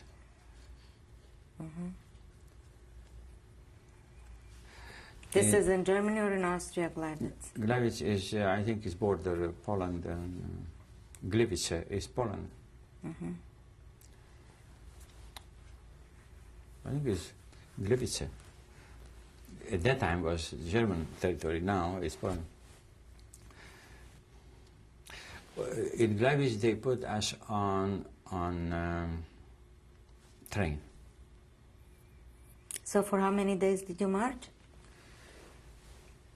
About 3 days. 3 days. Very few people survived. I would say from the 14,000 or so, it probably survived 10,000, 12,000. This time they put us on open train cars, which is used for lumber and so probably they didn't have nothing else. We did find out, that was mid-January, because January 18 we came out, yes. That was after 2020, exactly, I don't know the date.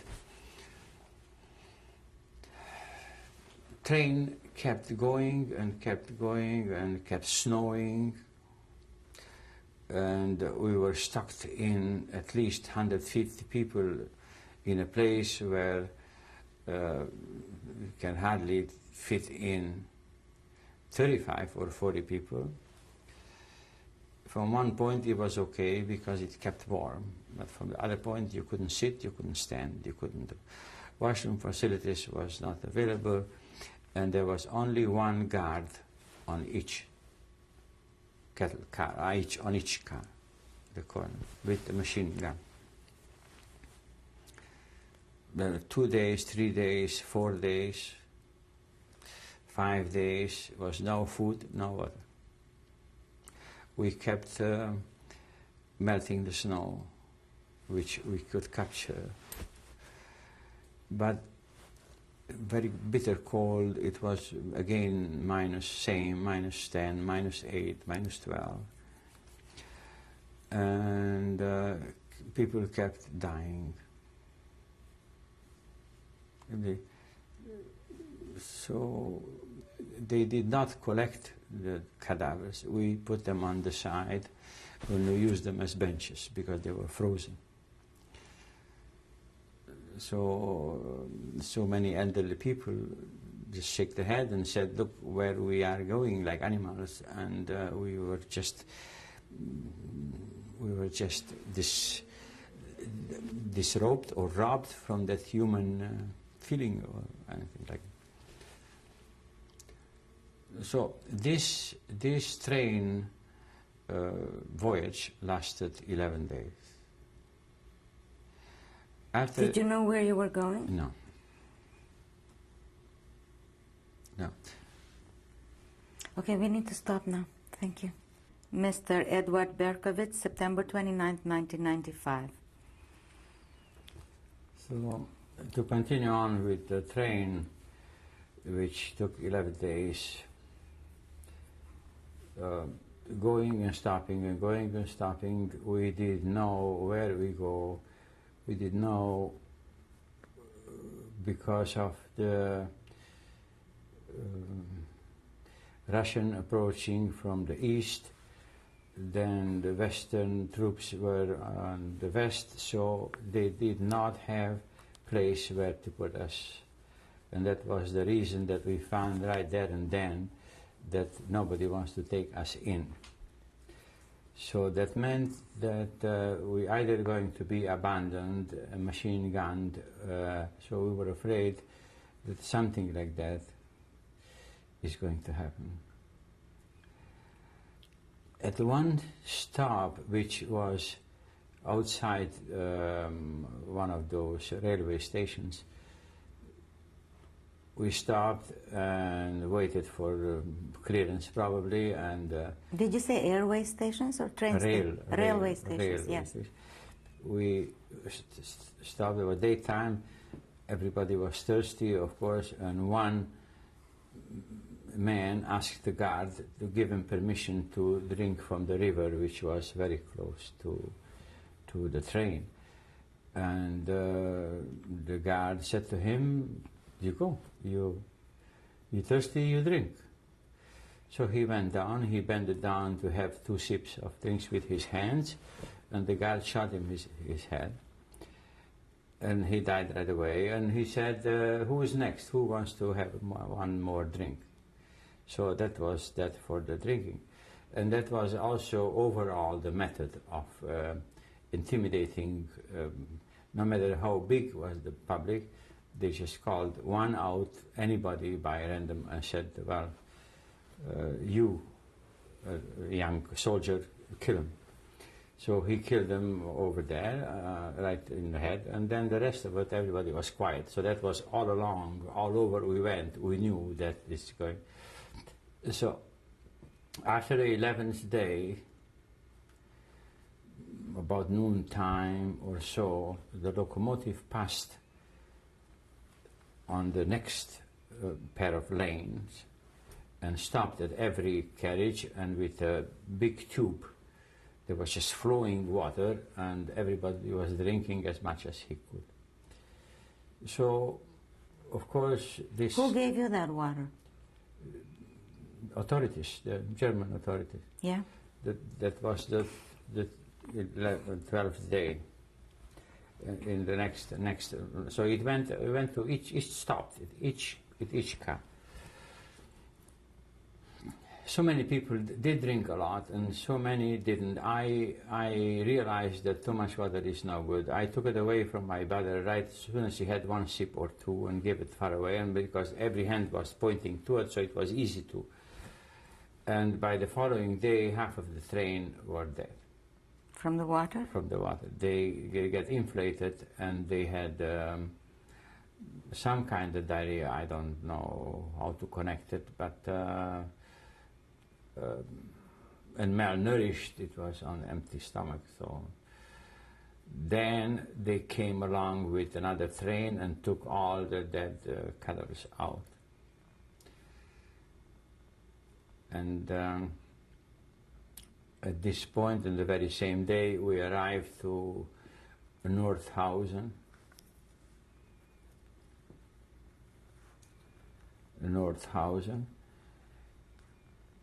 Next to it in the suburb is Dora, which we went.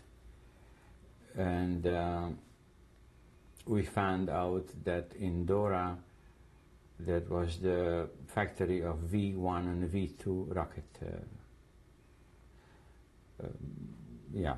Factory of the rockets. And we were assigned, me and my brother, to handle the construction tools, shovels, and clean them and straighten them out and things like that, just immediately a few days later, because there were a lot of people working there, over 24 or 25,000 people. Those tunnels, which the rocket factory was in tunnels, underground. We were at the end in the underground because our task was outside. We also cleaned with a big long broom the streets and looked after the tool shack, which was at that time, and to maintain the tools and give out the tools to the workers that were outside. At one incident, one afternoon, we were called outside through the microphone. We did not know the reason, and the reason was to show us what happened if somebody wants to escape.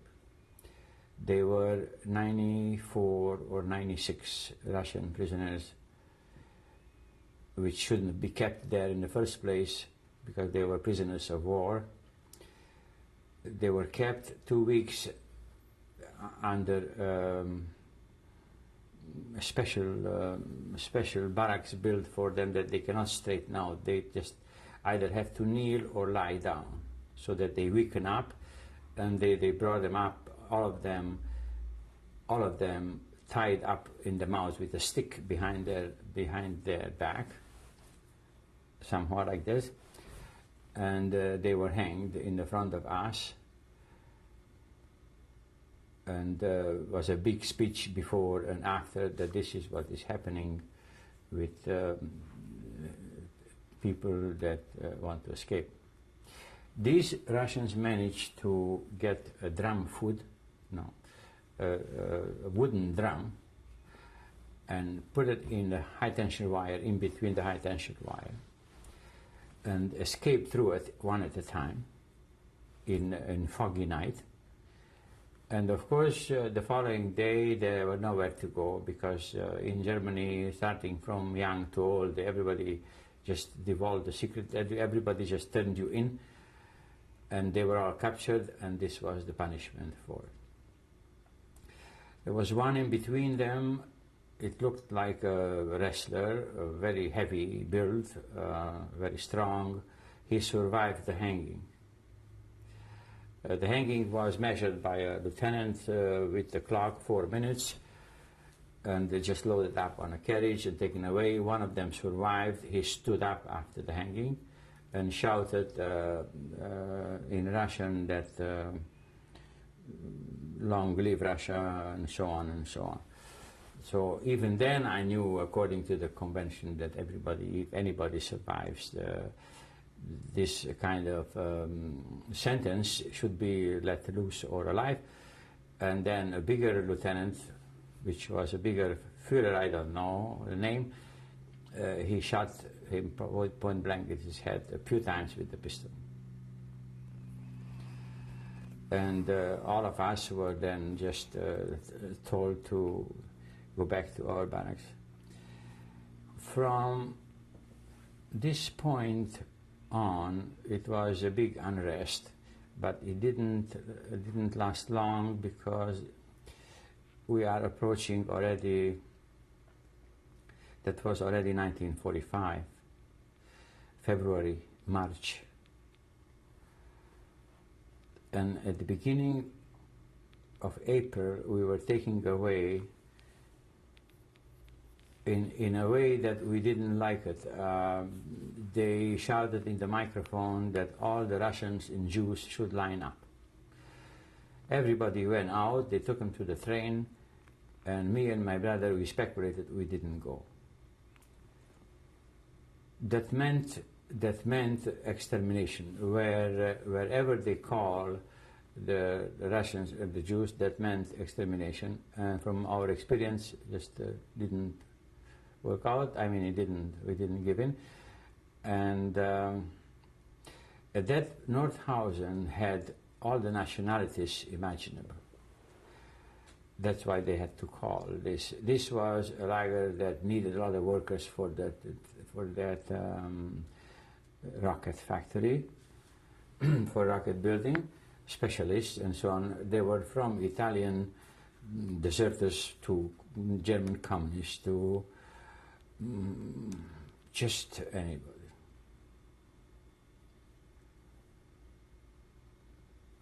I didn't notice before, but in that Nordhausen lager, which was in Dora actually, because I participated in it and I didn't know they did it before. Nighttime they were using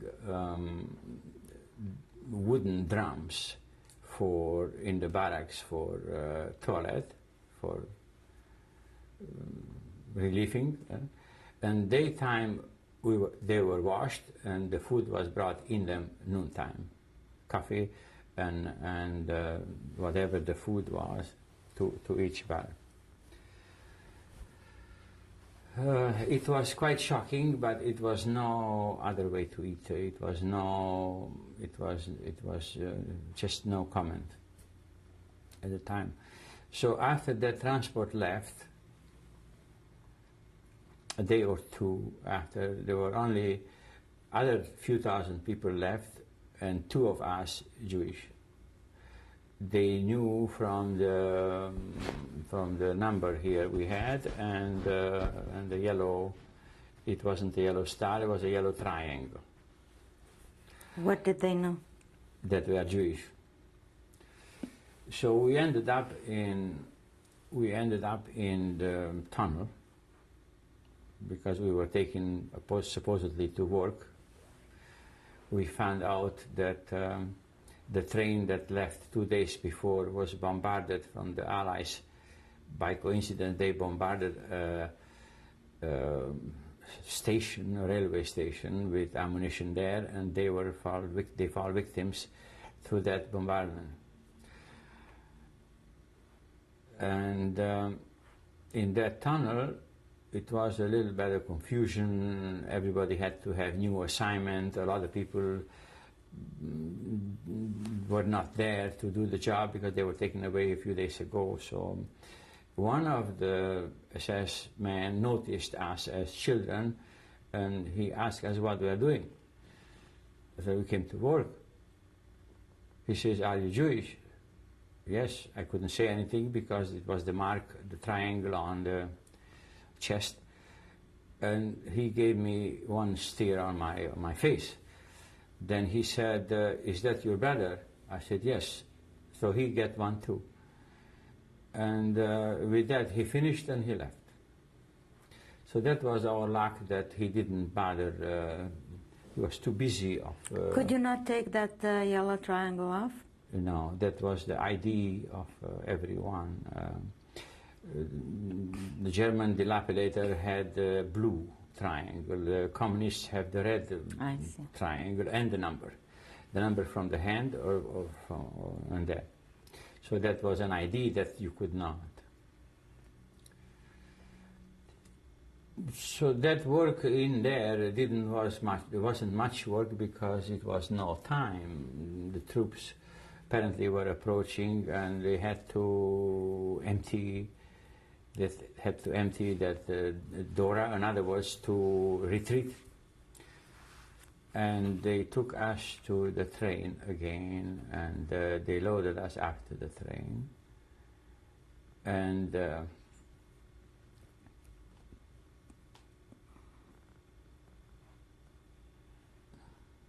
we went to Ravensbrück. We went to Ravensbrück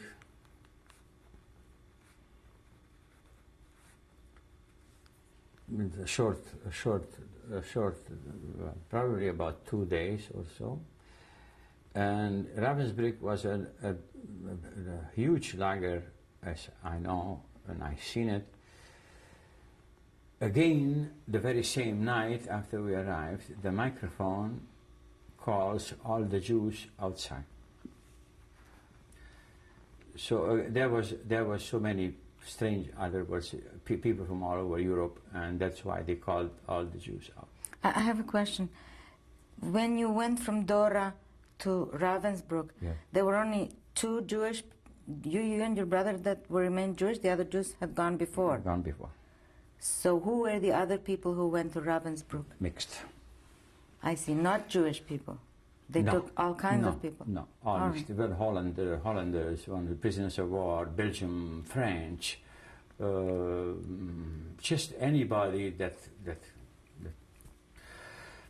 in Ravensbrück. It was very interesting that we had that question again, and we hesitated to go out or not. So in Ravensbrück, you found people there too? Yeah, of course. And there were Jewish people in Ravensbrück from before? Yes, I see. But not so many, because when they called out on the microphone the Jewish people, we went, two of us from our group, but they came from somewhere else, another 30 or 40. So how come you decided to go out as Jews? We decided to go because it was enough. What? Tell me more about it was enough. It was enough. You could not take that uncertainty anymore. I wasn't big enough to rationalize. I just couldn't take it anymore. To gamble, to be on a straw, because if I don't go out, they may shoot you because you didn't go. It's as simple as that. It was like going on a tightrope with no experience. We went out, and the sky fell down, because we were together about 30 or 40 people, and one German soldier, which wasn't SS anymore, stood up on a desk type of thing. Platform.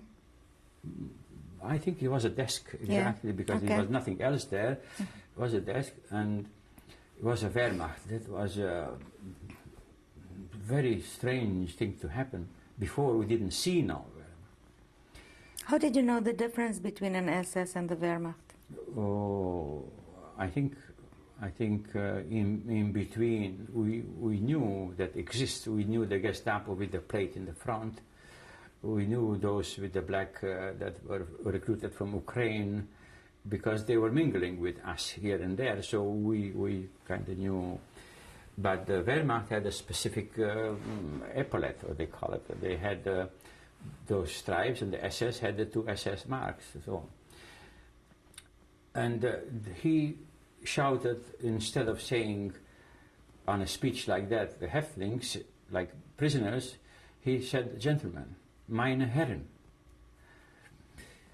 Everybody looks at the one to another. This guy is crazy.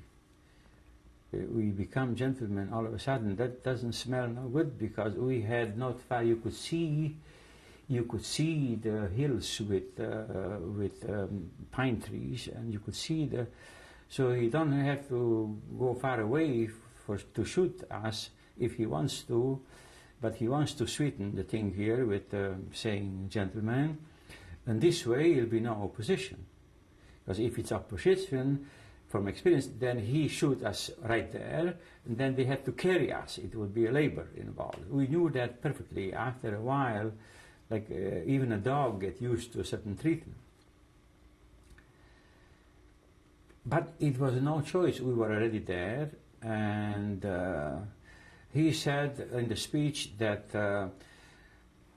it was an arrangement made between the German Reich government and the Swedish government that is going to be an exchange of prisoners of war, and we will be marching to next, because Ravensbrück was big, so we marching to a place where we wait until tomorrow, and we'll be transported to Switzerland with buses from the Red Cross, and in turn Germany is going to get prisoners of war, or this kind of speech. So that didn't sound at all the way he said it, and everybody was just humming and making all kinds of signs that it cannot be true. It's just like lifting somebody from the fire, but with the same guy that threw you in the fire. So I'm saying it just sounded very unbelievable. Now, the second surprise is that it was a march from there to the second lager, say about half hour. And we didn't have no guard with us, just an unarmed Wehrmacht soldier in the front that's leading us like the sheep. That also didn't sound very good. So whatever was indulgent, and it was not good enough. He leads us into another lager, of course, all Wehrmacht, no SS anymore. And in that lager was so many people, all Jewish, 3 or 4 barracks in the front, men, and 3 or 4 barracks in the back, women, which also was not before. Men and women, they were never united in one, only separated with gimp wires. Barbed wire. Barbed wires, not in the same lager. Nothing to say. They closed the gate, and we ventured to the front to ask the question from the guard. He didn't know anything. So all of a sudden, the gate opens, and the truck after truck after truck comes in, and they unload corrugated boxes with packages,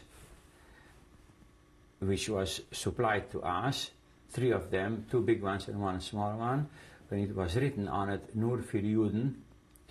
There were packages sent from America, Nur für Juden. That means only for Jews? Only for Jewish. Apparently they were sent all through the war.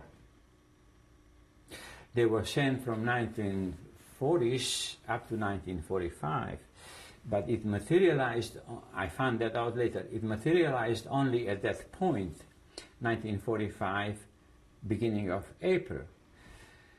Probably for documentation that it was distributed. So, needless to say that these packages meant the end of so many people, because these packages contained everything from jam to milk powder to meat in tins, and just any kind of goodies, and with empty stomach that we didn't have for so long, so many people ventured to make a 3-story high sandwich, and they were just messing up, and by the following day there were so many people sick and dead and so on. We managed to keep as much as my head was dictating that time, and that was one night. The following day we were always constantly looking at the gate to see when the buses are coming. We started to believe it.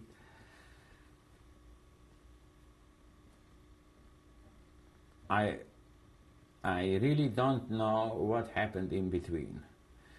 The story was true, except that 3 or 4 o'clock in the afternoon, the buses didn't come. Train came. We were looking for the Red Cross. Only one of them had the Red Cross. Apparently, from one day to another, something happened in Berlin that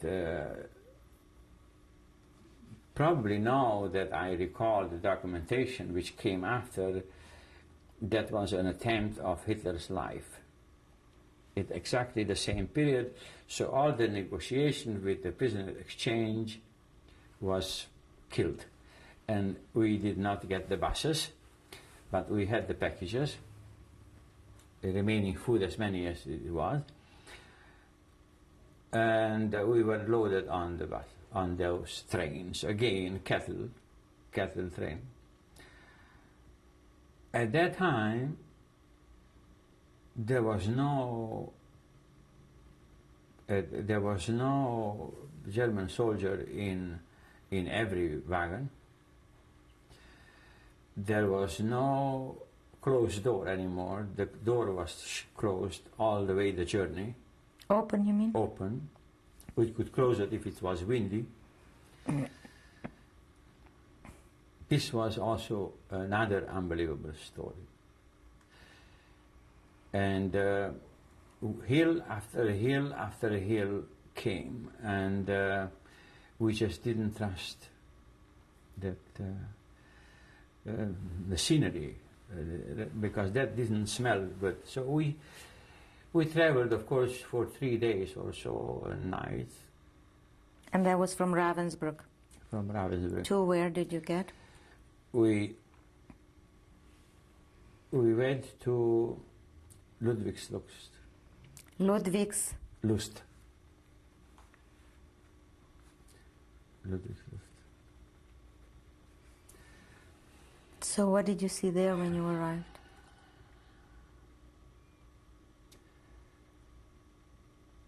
I should mention in the train that when it stopped at the railway stations, we were free to go. We were free to go negotiate with the civilians. Some of them exchanged cigarettes. Some of them, like the bigger people, went and asked, "Where are you on the map?" and so on.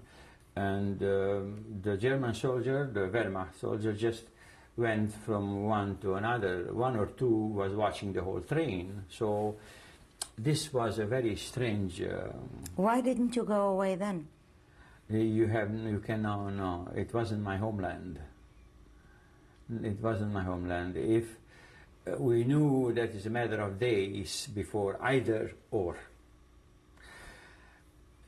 And the youngsters catch you in hiding, or the civilians, they turn you in. So it was no, we had previous stories, and they were shot right away. Whether it was, so it was useless. It means, experience means a lot in survival in this case. When we arrived in that Ludwigslust,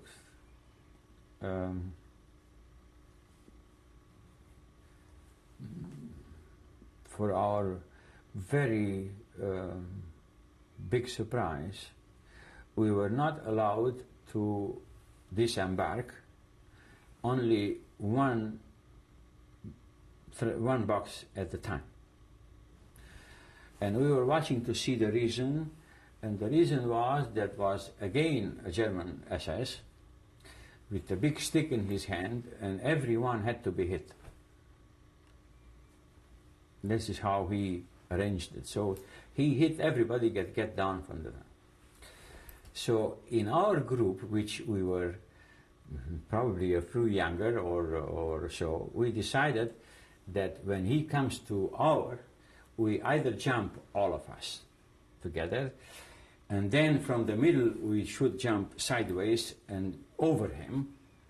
So it happened by coincidence. It didn't jump over him, but we managed that one or two get hit because we jumped all of them together in the same time. So this is what you could do. So we were taking in by foot from that. It was in a hill. It was in a hill which we didn't trust, but as soon as in the middle of that big pine hill, in the middle there was a lager which was very, I should see, primitive.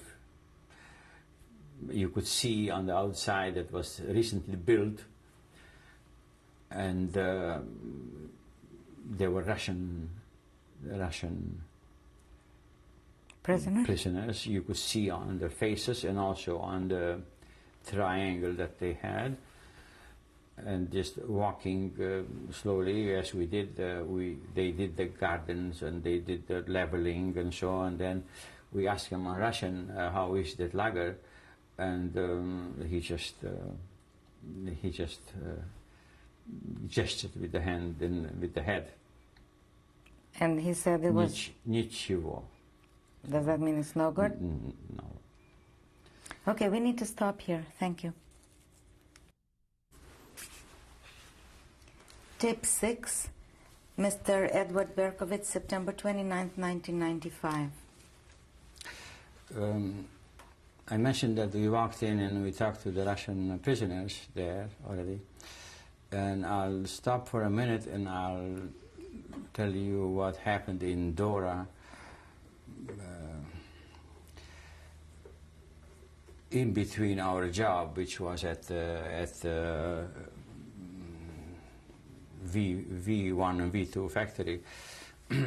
Some days we did not work there. Some days they took a lot of people to bury potatoes. I don't know if you're familiar with that, but there is a way of conserving potatoes if you bury them in ground. So that would preserve them to the spring. being so many, Germany is a potato producer and a big main food, and so, and we had to have reserve for ourselves, and that was the reason probably. We went out, hundreds of people, and unloaded the train with wheelbarrows? No, it was something that you hold on, one in the front and one in the back, and there is in between the two sticks there is like a basket, and you go from the train and you undump it on there, so other people best put straw on it and bury it with ground. So we did that around and around and around, a day and another day and another day. At one incident in the front of me, there was older fella. For me, it was older fella because he was in the 50s with gray hair and he had glasses. And the German SS that supervised that with another colleague of years, he was walking back and forth and watching what they were doing, stopped him and asked him for the glasses. For some reason unknown, I don't know even today, the German soldiers did not like the glasses. So he stopped, they put the potato down and gave him the glasses. So we were marching, and putting the potatoes in the same pattern and walking again and again, all around, loading and unloading. That was about 200-300 meters from the train to that place. That stopped again, that Czechoslovakian individual, and he stood in front of the German guy, exactly where he stopped there, and he said, I present the way they used to say that ich melde Gehorsam, how I don't know how to translate it, that my name is so and so, I honorably ask you for my glasses and so on. So instead of giving... I thought he gave him back the glasses. He didn't give him back? No, he kept it. I see. He kept it, but probably couldn't see or what. So instead of giving him the glasses, he had a walking stick from special wood, some kind, and he hit him in his head. And he was starting to shout that I need my glasses, I don't see, I cannot go on. And he just kept hitting and hitting and hitting. So his colleague took the stick and hit it and hit it and hit him until his brains split. It's all over the place, and he was already on the floor. So then one of them took the boots and he kicked his stomach that burst all over the place. And he was still shouting probably from the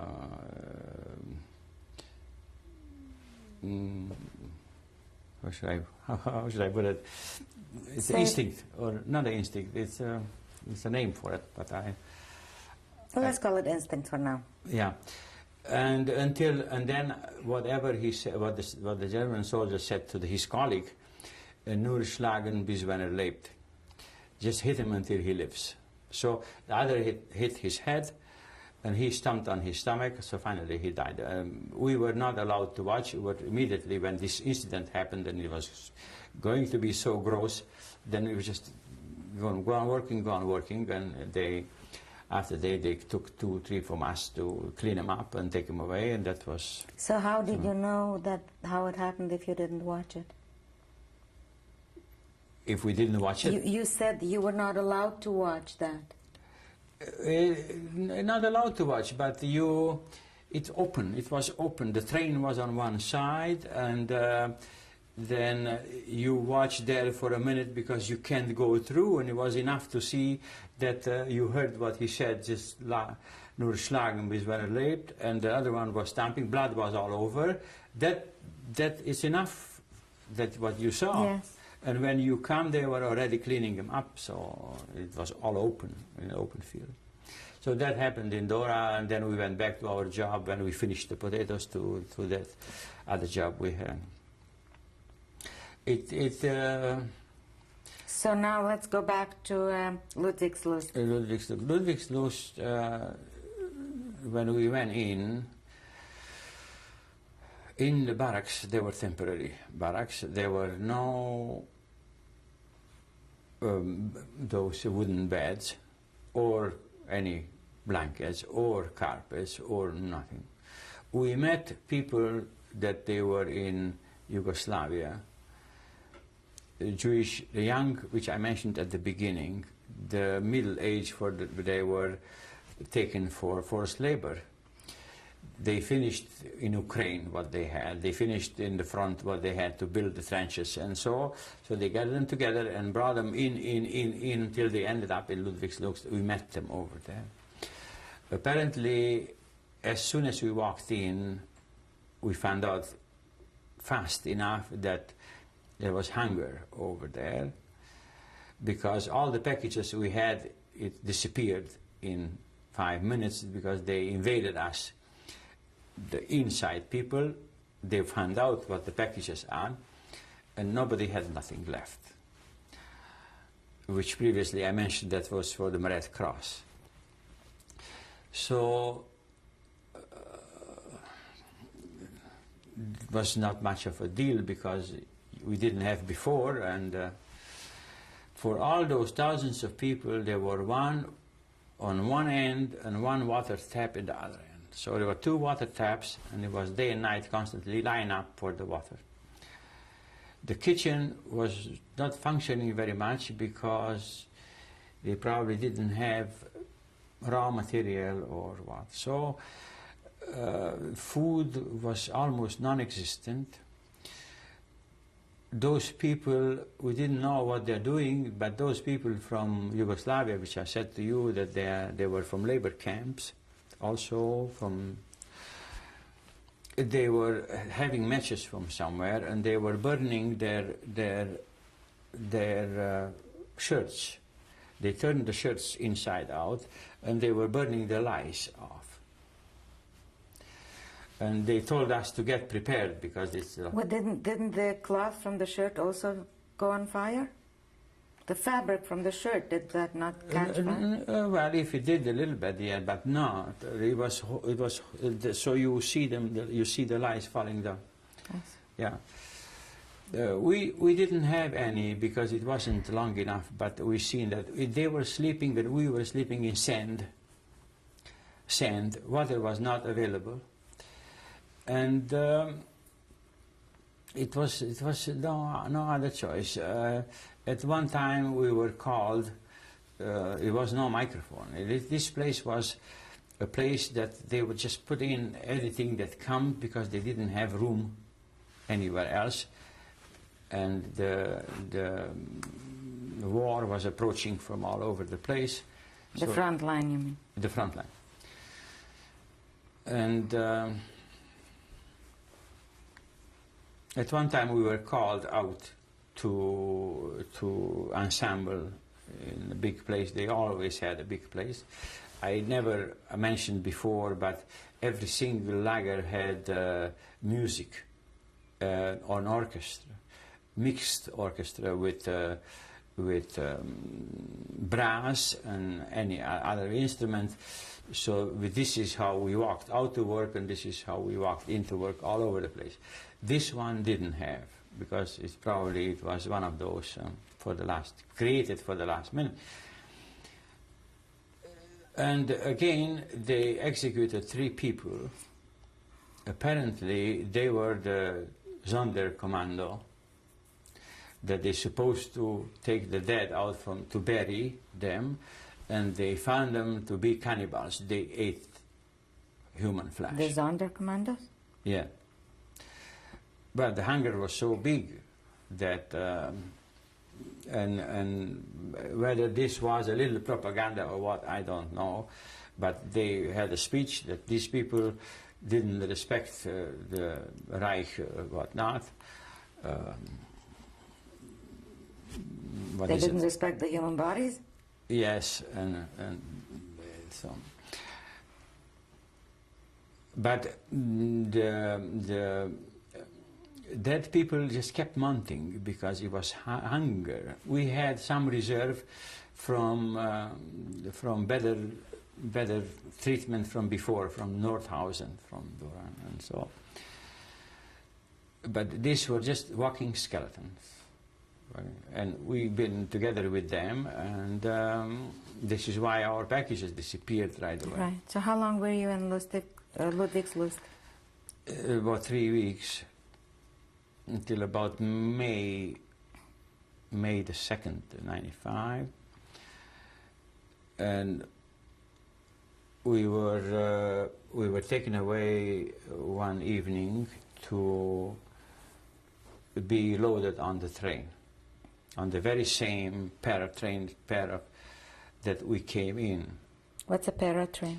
No, same line I meant. Oh, tracks, yeah. Same track. And the same method. You had to go up individually, so this guy had to hit you with a stick.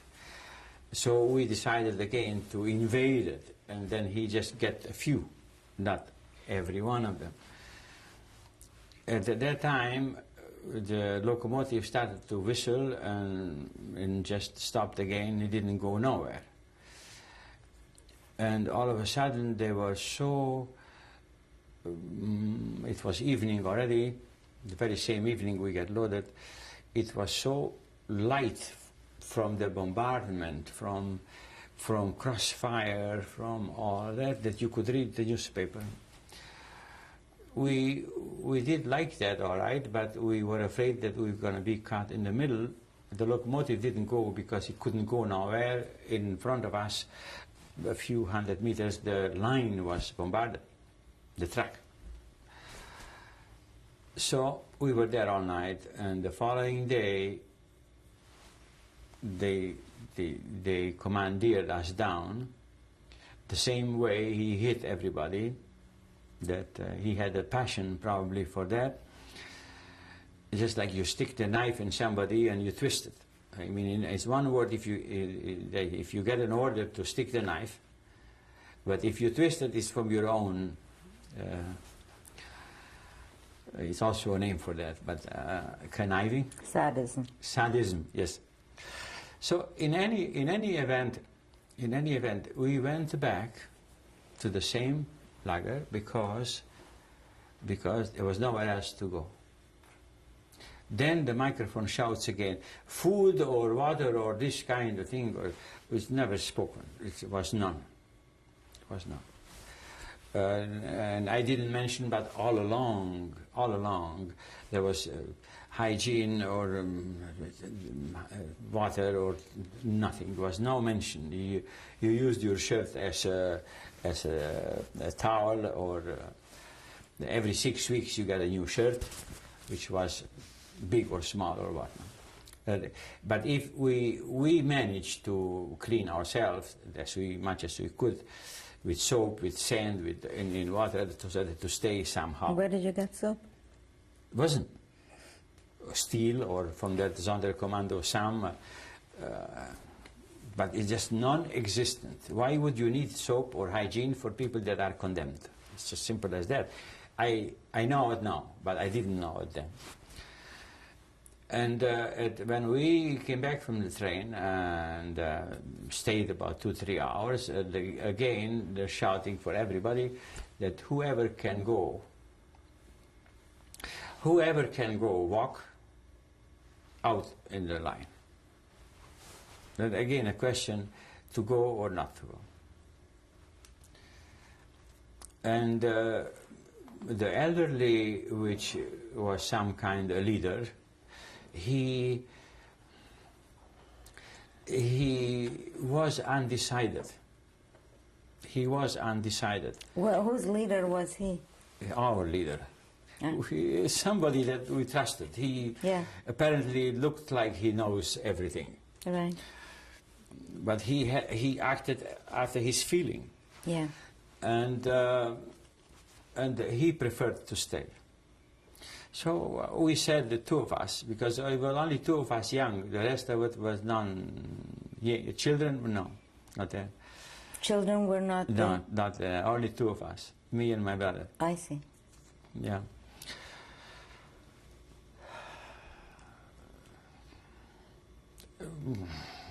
We stayed. We saw from our door that all the group, which were a few hundred, or I say a few thousand, they went, they left. And we stayed overnight. There was a guard constantly at the front, and there were guards all around the barbed wire with the towers and reflectors that night. And the following day, around 10 o'clock, 11 o'clock or so,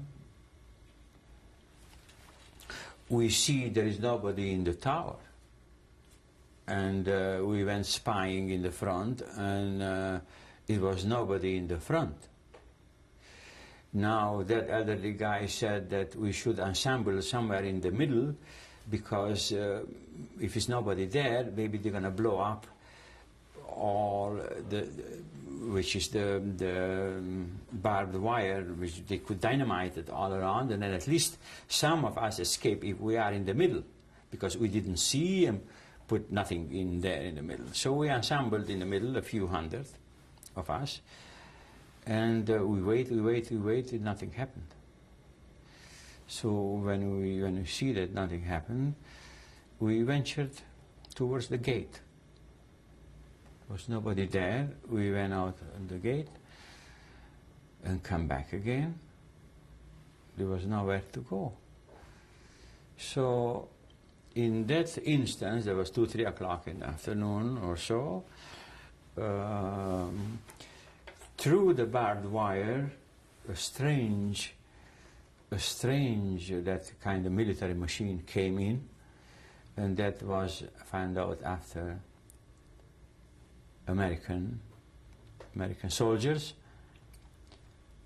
And so then we gathered around him, and one of them that spoke German and English, and apparently the American soldier, he explained us that we should stay, because they are going to come with buses and take the sick people away. They're going to bring some food. It's nowhere to go because the war is still going on. There were a lot of hidden military personnel from both sides, and so we can end up they're going to watch over us, in other words. So what date was that, do you remember? That was the 5th of May, 1945. And that was in Ludwigslust? Ludwigslust. Mm-hmm. Okay, then what happened? After that, we were venturing outside to see how the military that watched, they had their barracks. They had constructed, every one of them, about 10 by 10, a room with a small bathroom. That was their quarters. Everything was left there, their clothes, their shaving, their belongings, everything. They just ran away. So I don't remember if we took anything or not. I think I took a violin, because my father was playing violin and I was in love with it, and I still am. And I still have the violin, which I took then. Not much of a value, it's made in Czechoslovakia and whatnot, but I carried it with me all the way home, and it's still here, drying somewhere. Because I played one time, but not anymore now. So, and we stayed there for 2 or 3 days, because until we heard the declaration of peace treaty and the surrender of Germany, which was signed, I think, 7th or 8th of May in 1945. They were, this afternoon they came in with buses. They took away some people that they were alive, some people that they could save, but there were so many that from the shock they didn't survive. The last minute from the hunger there was nothing left of them, just bone and skin. So that's about in the story in big. In a nutshell. In a nutshell. In a nutshell, yeah. So where did you go after you were liberated from Ludwigslust? How old were you then? 15. And your brother? 13. 13. We didn't go nowhere. We just went to the city after the end of the war. To Ludwigslust, to the city? Ludwigslust in the city, because that was about an hour walk from the city. Ludwigslust is the big, we find that out later, it's a big railway connection somewhere. And we witnessed there about a few 100,000 German soldiers being disarmed. There were stories high of ammunition thrown away by them because they were captured. And we were told by the Americans that they were there, and we got acquainted to not to venture anywhere because there are still some killings going on. So we were stuck beside them. They had a camp built in the side of the city, which looked like a factory type of thing, and we were helping them, washing the jeeps, just being stuck to them like children somewhere that we saw. Refuge. So anyway, I should mention those ladies that they were in the American army. They were super girls. Super good? Super girls. Super girls. What Super did they do girls. that made them so super? They were just with the running around with the jeeps, and they saw us still in the prisoner uniforms, and they were babying us, and they were bringing food, and they just I couldn't say enough what feeling that was. And they just did what they had to do, and they ran further away, and then other ones come, and they brought us food all the time where we were in that factory part. Did you know at that time that your two sisters are alive? We didn't know nothing at all. It was end of one world and a beginning of a new world, which we had no idea where to go or what to do. At one time when things settled and the Americans have seen how many types of refugees there are, they managed to, that was a few days later, they managed to create an open office with so many clerks in there, civilians and military, and they put a flag on each window. So automatically all refugees went to his own flag. So we went to a Romanian flag and fluently spoken to somebody there. And they had somebody who speaks Romanian there? Yeah. And they did, what do you want to do? But before that, the Americans tried to recruit us in the army. They said that, well, you don't know where you're going, you don't know what's left at home, but if you come to the American army, then we need young boys to train, and so then you will become American citizen in 1 year. But we did not want to hear anything about it. It was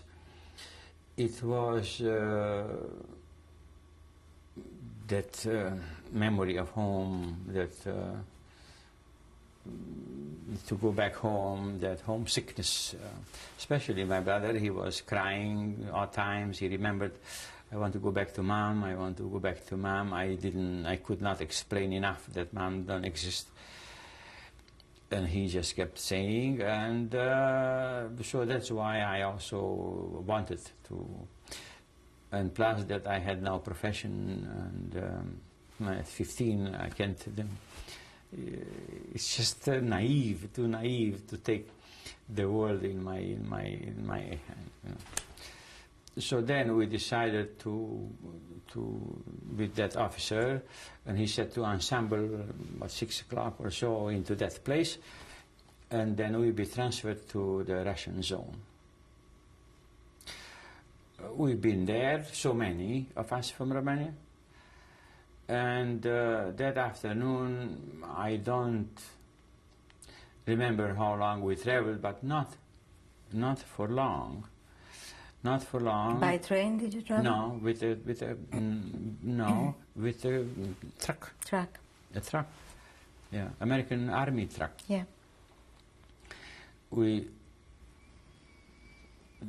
Yes, he stopped at one checkpoint. It could be the very same afternoon, and they unloaded us there, and the Russians took us over, and the truck went back. So that's what I remember. Now, the city that we went to, I think it was Prenzlau. Prenzlau? Prenzlau, yeah.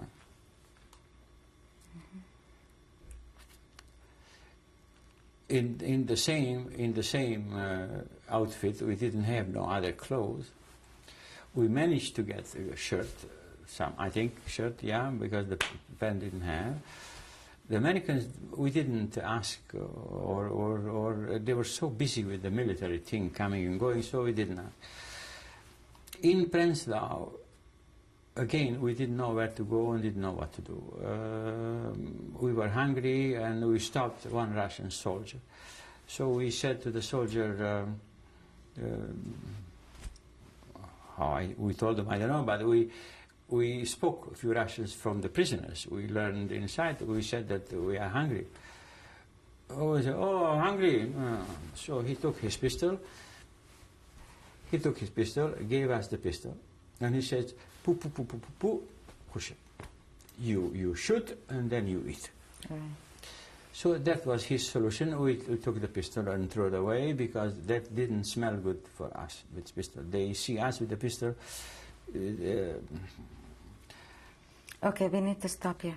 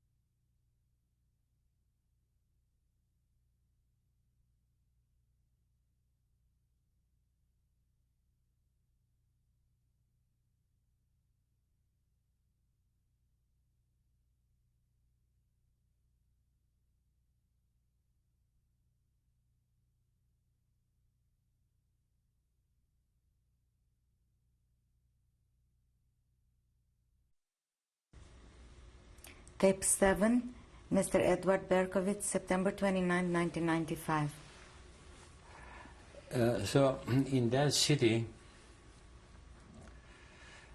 it was again end of the world. So many people on the sidewalks, on the road, all over the place, sitting on packages. Nobody knew where to go. Nobody knew what to do.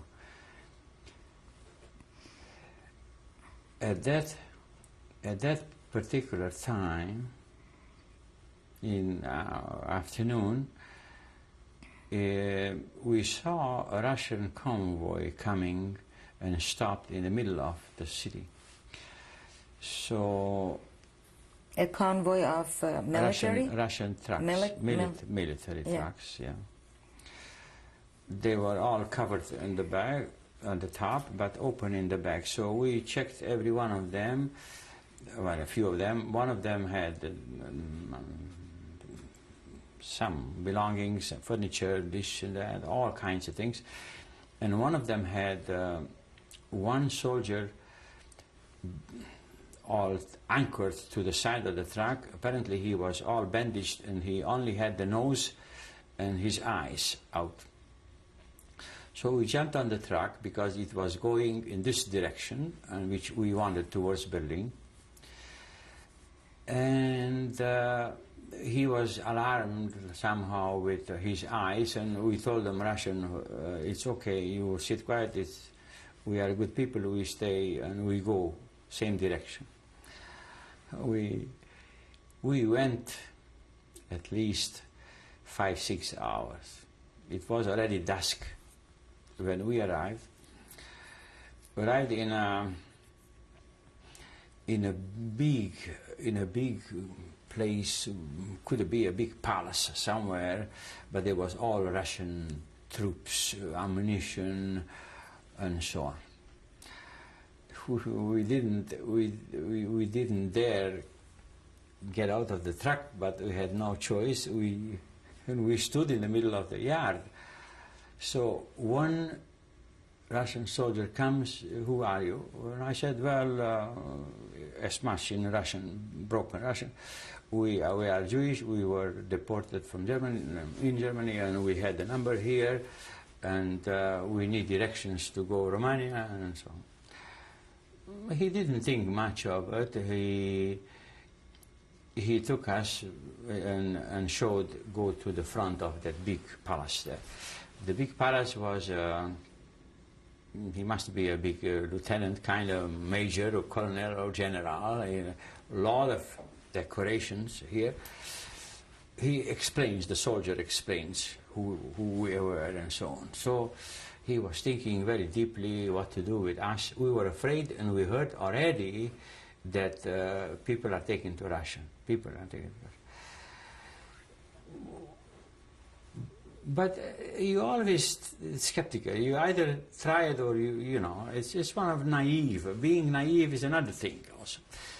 And so the Russian soldier takes the order, and we didn't understand much what he was saying, and he pointed to the gate. So we spoke Hungarian with my brother, and said that he's going to take us somewhere, so be prepared in case.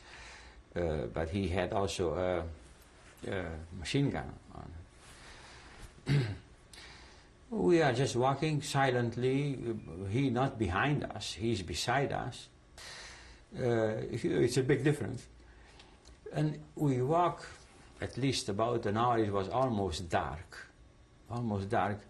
and he walked outside us, outside the city, to the last house. And he looks at the road, and he said, he tapped the shoulder. He said, "Tavarish, Romania, Suda." He told you that? Romania is this way. He told you that? Yes. He officially saluted and turned around. So we didn't know to cry, to laugh. We were in the middle of the wilderness. He took us out of the city. So we had a little bit of a bag which we carried behind on our back. We had a little bit of bread. We stood in it wasn't a trench, it was a ditch, kind of. We waited until we don't see him anymore. We started to eat something. We went back in the city to find some shelter. Over there we just could go on with the animals there because it was outside the city, period. Then we asked questions. The civilians wasn't very helpful. Whoever was on the street, the Germans. Where was that, in Germany? In Germany. But there was no border between Germany and Romania. It was from there, it was another 2,000 kilometers. Oh, I see. Okay. From where we were. And he expected you to walk the 2,000? He showed the direction. I see, okay. And we ventured back, and one of a kind man, we spoke fluently German. Just like you couldn't even see that we are strangers, being children, we learned.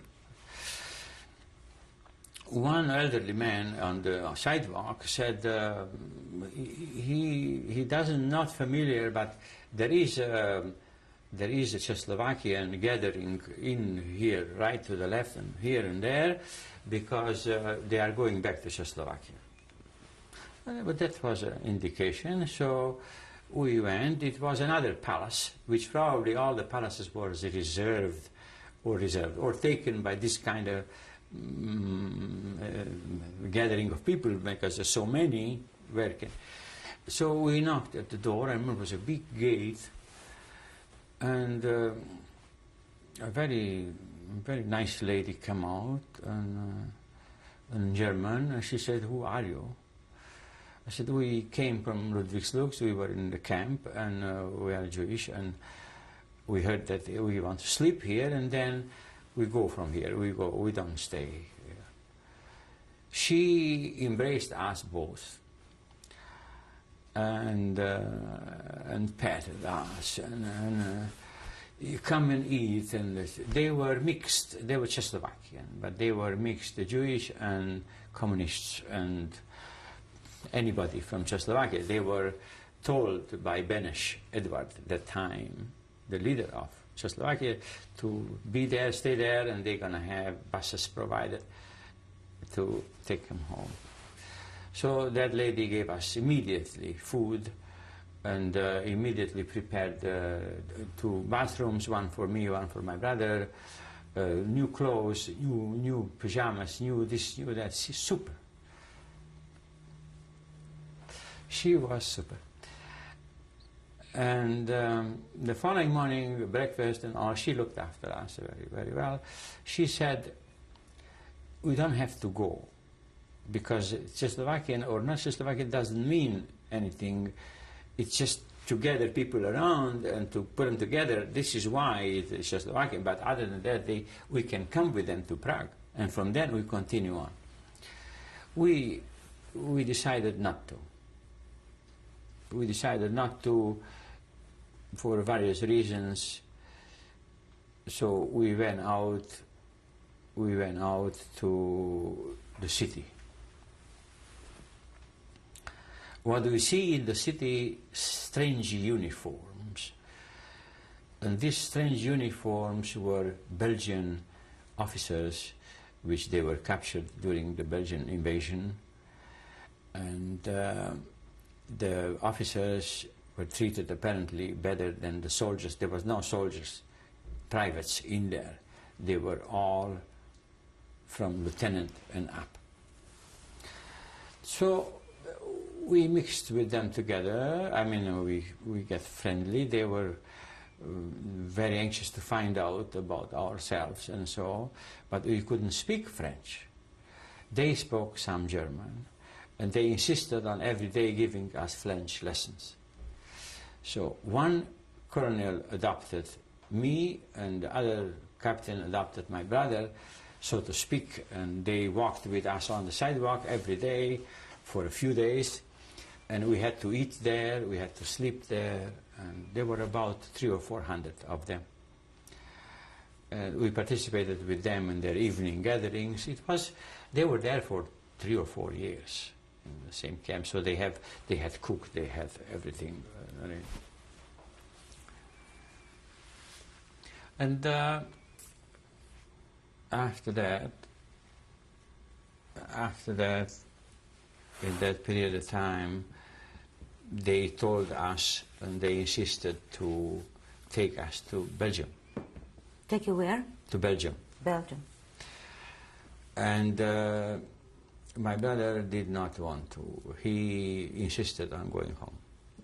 He insisted on going home the same reason. He wanted to meet the family. He wanted to. So after being with them for about 2 weeks or so, we ventured into the field and captured ourselves. Not captured, I say when you take possession with force, how is that called? Stealing. Stealing. No, I don't, the word doesn't come. Repossession. No, I don't know the word right now. We took a horse and a carriage from a German family. Mm-hmm. We needed, that's all. And in the same city we met 2 boys, same Transylvania, and 4 of us, we got a hold of a road map, and 4 of us took that horse and that carriage to Berlin. We went almost day and night, but most of the time we went approximately 50 kilometers a day. Now, Where were the other 2 boys from? one of them was from Budapest, and the other one was from Transylvania, also from Lungă-Șimleu, near Șimleu. And the problems were created already because, number one, we could not use the highway because the Russian troops were constantly moving back and forth. The German highways have a sideway too, so we were stopped to use that. So we used that for a while, then we went the other exit again to the highway, so again we were stopped. And then we had to stop and provide food for the horse. So I got a hold of I don't know how you call it, satchel, one of those that Satchel. Satchel, I think it's. Yeah, that I cut the grass for. Then I had to go into one of the families there, anywhere to stop and ask for orders for the horse. What is it? Food. Food, yeah. Yeah. And this is how we went from city to city according to the road map. It was a military road map, and I knew enough from school how to handle it.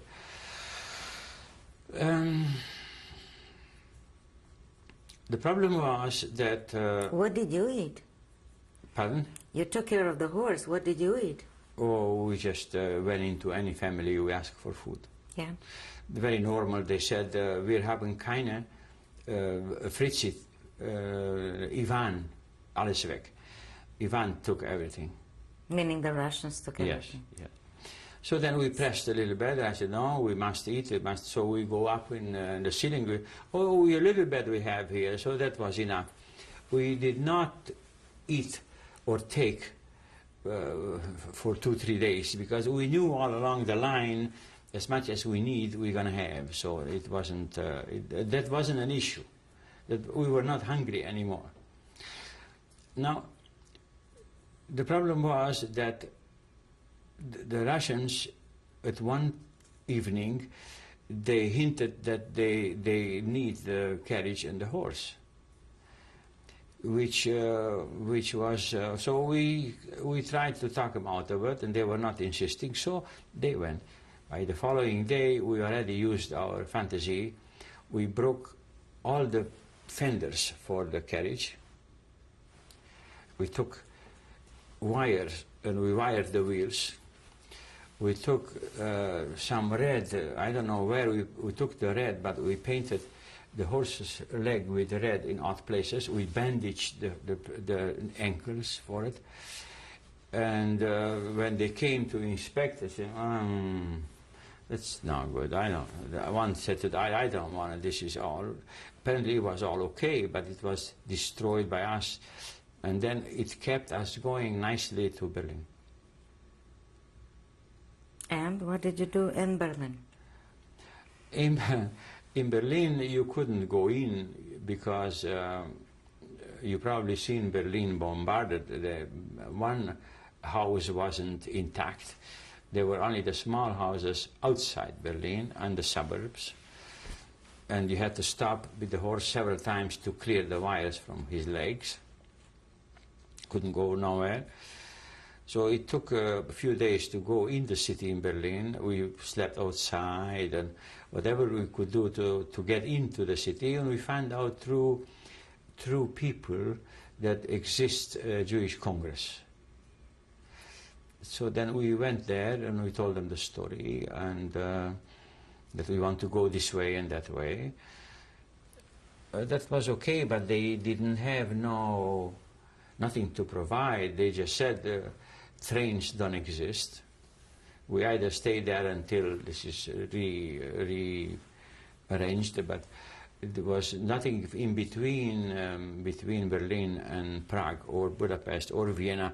It was nothing traveling officially. And we insisted that we don't want to stay, all four of us, the four boys, my brother and the two boys. One morning did go out to the railway station, and we took the first train that went in this direction, east. And how did you get on the train? Did you have to buy tickets? No, that wasn't a passenger train. No. It was train that transported things or were empty. Freight train. Freight train, yeah, it went in this direction, so we were satisfied. They were naive enough to know that this could go in any direction because there is dividing the railway somewhere, but I didn't even imagine that could happen. And then when it stopped and we saw what's written on the station, then we, on the map, we get oriented where we are. Did you go in the right direction? It went for a while into the right direction, and we did finally arrive in Budapest this way, from hopping from one train to another and losing each other at all times, but always was our how should I put it? Fair in the man. No, we made an arrangement that whenever we get lost, the following station we wait for each other. I see.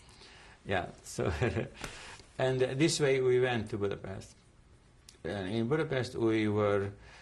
That boy stayed with his parents. We were there for a day with his parents. Then we continued on. That was already stabilized because they were already longer. From August 23rd, they were liberated, so the trains were already in, I would say, pretty normal. They were already passenger trains, and I don't know where we got the money for the train from Budapest to Cluj, but we managed and we arrived in Cluj. So where did you find in Cluj? For much of our surprise, it wasn't a big deal that we arrived. You expected? I expected some kind of welcome that people come from the middle of an inferno. That some people come, but they were all right. The Jewish community had set up a dining room, a big dining room, and they were all, of course they were poor also, they didn't have much after the war, providing some food when we arrived, okay, but it wasn't a big deal. It was just like you come from one city to another. In other words, the full stomach doesn't fill the empty one. This is how I saw it. Oh, you came? Okay. Fine. No, that's not enough. When we arrived to the relative of ours, he also, oh, you came back, it's fine. Where is the rest of you? So this is the kind of... But who directed us to our relative in the city was that one elderly man came to us and he said, you must be Berkovits because your face, your face is Berkovits. I said, why you say that? He said, yeah, because you have two sisters look alike at this address. So this is how we found those two sisters. They were excited. I couldn't deny that, and this was the biggest thrill that happened with us. And we stayed there for a few days, and then we went back to our hometown. We met the two other brothers. So we were finally 6 of us united, which are still alive today. And the other two? Oh, the other two alive were the bigger sisters. Were killed in Birkenau. Yeah. Right. So that wasn't exactly. I mean, that wasn't all the excitement, because the following day, as I arrived home, the following day, there we participated at the funeral. The funeral being that at night before, a Russian soldier at the wedding of a Jewish wedding, also somebody that came home from Germany, get married, and at the wedding, he asked the groom to permit the dance with the bride, and he denied it. So he turned around his coat and he took the machine gun and he gunned them down right there. The groom and the bride? Just the groom. Mm. So that was the funeral I participated the following day. And then everybody was at the burial site, and I was visiting, and I looked at all those stones. Gravestones? Yeah. Tombstones, yes. Tombstone, yeah. And when I was just waiting for the funeral to get over with, I was picking grass and so, and I saw that the shadow is moving. So when I looked up, the big stone came over me, tilting over me. Nobody touched it. It just was the end of it. So I managed to jump. So when I jumped, the stone fell down in my place where I was. So everybody from the funeral place came to my place. And they tried to lift the stone to see whether I'm there. I said, no, I'm here. And that's what happened after all this ordeal. So, and after that was still again, we were for a while enjoying the togetherness, and my bigger brothers were already home from January. So what year are we in now? Excuse me. In what year are we now? You came back to July Cluj. 1945. You did all these trips in 2 months? In 2 months. Wow. Okay. So what now? What happened now? Next, my brother just handled whatever was remaining from that flour mill from my parents. Yeah. Did you find anything in the house that you left? No. A few pictures was given back to my sisters prior to we arrived. Nothing. And in the mill, you did find something in the mill? Yeah, it was somehow, it had to be put together, and it was somehow ruined. It didn't have no ownership. But after that, my brother handled, one of them handled the flour mill, and the other one went to work in the city, and 2 of us went back to school in the capital. In Bucharest? In Cluj. In Cluj. Oh, you went back to Almash? Yeah. Okay. And then back to Cluj, and we placed ourselves as apprentices to learn the profession, and to learn what? Night school, auto mechanic. Auto mechanic. Okay. and night school, which was high school. Yeah. So that went on for 4 years till about 1950.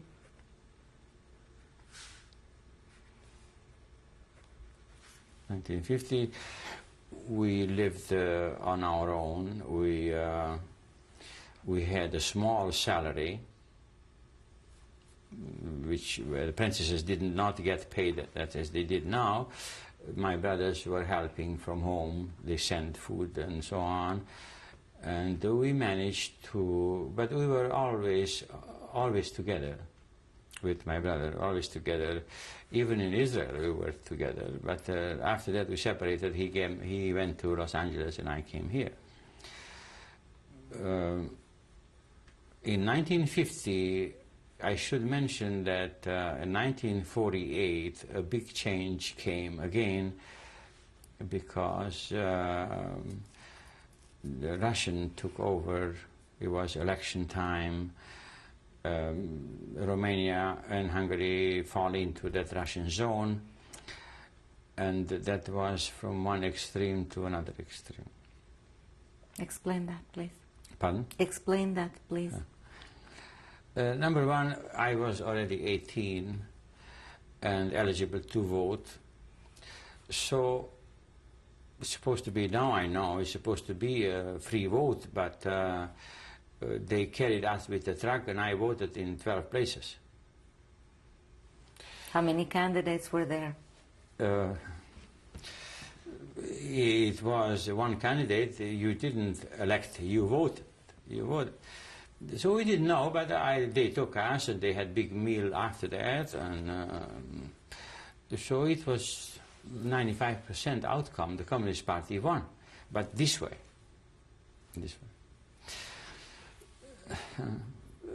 And we were working and did our job. But in the meantime, with that Soviet propaganda, they came and recruited people like myself, 18, 19, 20, to the army, or to go to Moscow, to university. I did choose neither one of them. I said I like my profession and I want to stay in my profession. I don't want no military, and I don't like to go to Moscow. In Moscow you had to learn Russian, and then they promised they're going to have an aptitude test, which did not materialize because people came back. My friends explained that they arrived 300 or 400 at the time. They said 1, 2, 3, 4, 5 railway engineer, another 5 I don't know, some other profession. And this is how they were aptitude tested.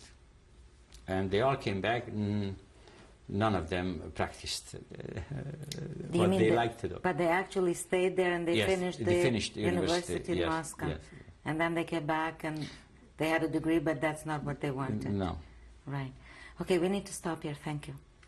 8, Mr. Eduard Berkovits, September 29th, 1995. So from that point where I didn't accept no university to Moscow or anywhere, I went to work in Bucharest to the Central Committee Of? As a mechanic and chauffeur. To whose Central Committee? Communist Central Committee. The Communist Party Central Committee. Yeah. And it was very pleasant. I was decorated and so on, but I found out that that there's going to be immigration. That was in 55, 56. We didn't know when, so I disappeared from there in 1955. Yes, I came back to my hometown. I took a very common job as a chauffeur and mechanic again, so that they can just lose my trace. And when it did materialize in 1958, I was already married and I had one boy. We managed to get the passport, but we waited for 4 years. If you had the passport, why did you wait? No, we had to wait for the passport 4 years. We applied in 1958 and we got 4 refusals, or 3 refusals, and the 4th one materialized in 62. All this period of time we were living on suitcases. We sold out everything. By the time when we applied, my wife was pregnant. When we got the passport, the boy was 4 years old. So we had to make another application with the boy's pictures. And so we got it. We arrived in Israel, and also it was very, very pleasant, very nice. We had... What city did you live in Israel? In Ashdod, yeah. We managed in a short period of 5 years to have our own apartment. I had my own garage with my brother, which was almost paid, but we had to leave for health reasons. The heat we could not stand, and the doctor advised to come to cold climate, so that was the only one that we chose, Canada. Here. When did you get here? In 1967. Did you come straight to Toronto? Yes. Did you come by boat or by plane? No, we came with the Olympia Greek line to Halifax. And from Halifax with the train we came to Toronto. So how was life for you here? In one word I would say, or 2 words, all this which I started to tell you was a journey from hell to heaven. I insist on that because here you get freedom to work, freedom to anything you like. I don't want to exaggerate, but I am very satisfied. I did what I wanted. I don't regret that I worked 16 hours a day. It was all for our family's benefit. So it's a longer story than that. The communist system was not as simple as I said. There were a lot of things that we had to hide, a lot of things that we had to... a lot of things that we could not comprehend.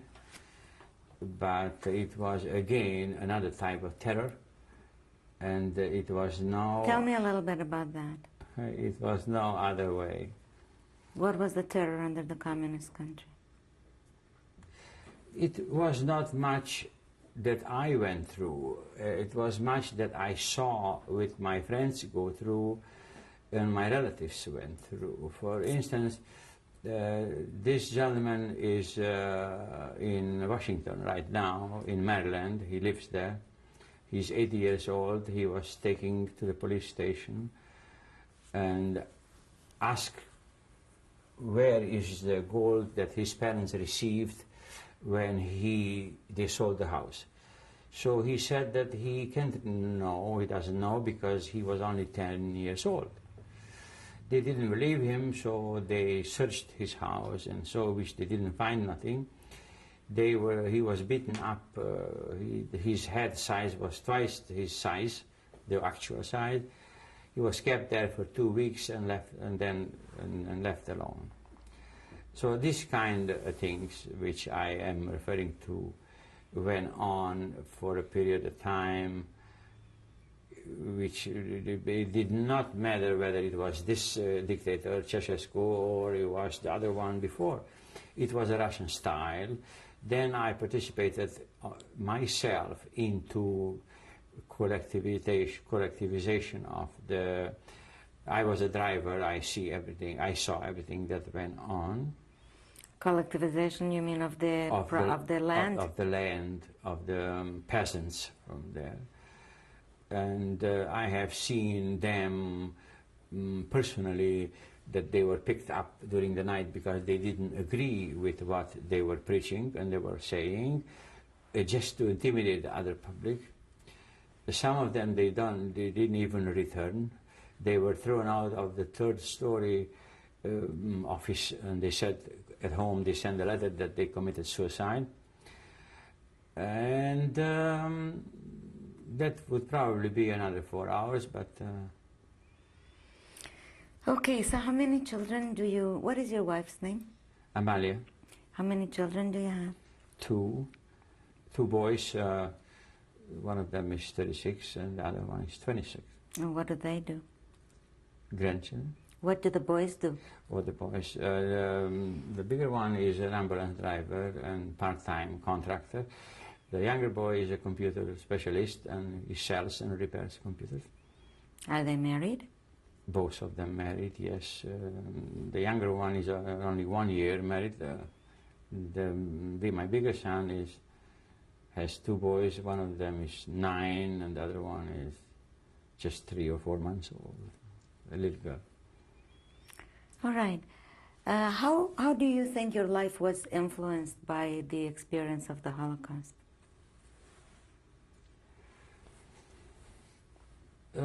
It was influenced, all right, because number one, we were uprooted. It's a very good question. Our origin was uprooted. There is no life if you start to wander in the world, especially unwillingly, unprepared. As a young, lost parents, lost their root. So it took a totally different direction. My studies couldn't be finished. I wanted to become totally different person, and I had to support myself during What was your dream? What did you want to be? I wanted to be a conductor or violinist, which I always wanted. And even today, if I have the time in retirement, I do that. Or the other thing I wanted to mention, that the period between 45 and 48, it was hunger in Romania. We did not have food. And it's hard to say, but one thing is for sure, the way we were brought up, we were never ended up emigrating. If it weren't for the war, you would have stayed in Romania. Wouldn't stay. I would have stayed. It's a place where you were born, and I shouldn't say more than that. So how did the Holocaust influence your life? My life? It really didn't influence as such, because I just did what I had to do, and I forgot, I tried to forget, and not to let anybody else feel my problems. The Holocaust was my problem in a way that I was born, I said before, in the wrong place, in the wrong time, in the wrong period of time. I was lucky enough to survive. So many others didn't survive. Did you talk to your wife and to your boys about it? We talk quite often. My boys want to go, not this year, next year, with me all the journey. Not the ladies, no, just them come with me all the way with the train track, all the way to Auschwitz, all the way they want to know. I agreed. I said, okay, we can do that. So at the starting, they want to take a car, and all the journey that we were taking from home and all the way. Do you feel you can manage that? All the way to that, yeah. You feel okay about that? Do you feel you can manage that now? Yeah. It's not easy, because you relive the whole thing, and I visited Yad Vashem in Jerusalem, and it's very hard to go through those 2 or 3 palaces. I should go to Washington. I cannot go. It's not that easy decision to go to Washington to see that museum that they have. I heard it's very good. Do you have a message to the people who will watch your tape? What is your message after having survived that? The message is that to be tolerant. To what? To be tolerant to any color, to be tolerant to any religion, to be tolerant to whoever it is, and live in harmony. Color does not determine, or religion, or does not determine our behavior of the people. It's the upbringing. Racism is not something that is born in you. Racism is cultivated. Racism, I would say, is inherited. Children are picking up from their parents all the remarks, just like the monkeys do in the studios, in the labs, and they were taught what to do. And this is the wrong way we are going. I thought that this is going to be a lesson for all Africa and all Europe and all over the place, but apparently it isn't. We still have to work more, we have to fight more, and we just have to lecture more, because with guns you cannot educate the people. That's my opinion. So is there anything else you would like to add before we finish? I wasn't prepared for that interview, so I can really concentrate on a message. What made you decide to do the interview? Just the fact that we are getting older, and with all these museums and all these people still start to deny that anything happened or did it happen, and this is the first-hand witness, which I am one of them, and lucky to survive. So I owe that to humanity, that at least if I contribute to save one person, that it was worthwhile. Great, thank you very much. These are my parents from my father's side. The name is Mr. and Mrs. Berkovits. They died before the war. I don't remember their name. These are my parents, Rosalia and Eduard Berkovits. They were deported with me to Birkenau and perished during the war. This is the house where I was born, in Zimbabwe, and revisiting it in 1977, my mother-in-law is very curious to find out. This was the flour mill from Almash, another town, and after the war, that remained from it, so we had to be rebuilt. That picture was taken in 1977. That picture was taken in 1957, just before our marriage with my wife, Amalia, and that was our start. That picture was taken in 1929, myself sitting at the right side in my mom's lap, when Rosalia, and next to is my cousin, and next to her on the left is my aunt. What are the names of the people? I only remember my mother, Rosalia, and myself, and aunt and cousin. You don't remember your aunt's and cousin's name? That is a picture on the left side at 15, when I arrived back to my hometown from Germany after the war. Next to it is a year later or so, also in our hometown as an apprentice. That's my sister, Mansi Berkovits. She was married 2 weeks before the Holocaust. She never came home. This is a picture with all the brothers and sisters that survived the Holocaust From the left is my bigger brother Ernest, myself, bigger sister now is Kathleen, Irene, my brother from Los Angeles, and the last one on the right is Ludovic in Haifa. And the brother in Los Angeles, what's his name? Michael. This is a monument erected in area of Cluj, about 45 miles from the town, from the capital.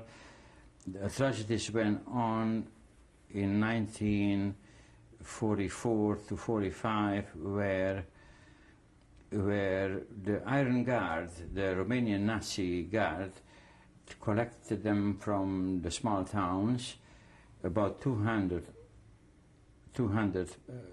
Jewish individuals, ladies, girls and boys, men and so on, and they had them dig their own grave, and they were machine gunned right there and then. How did you get this picture? I took this picture on revisiting my town in 1977. This is my wife, Amalia Berkovits. My left, my right is her mother, also Amalia Lazar, and from the left is my daughter-in-law, Deborah Berkovits, her son, Justin Berkovits, and the little girl, just 3 months old, is Olivia Berkovits, and my bigger son, Luigi Berkovits. From the right is my daughter-in-law, Lisa Berkovits, my son, Eduard Berkovits. We are grateful that my husband survived. He turned out to be a great man for the society, a very good husband, and the best father.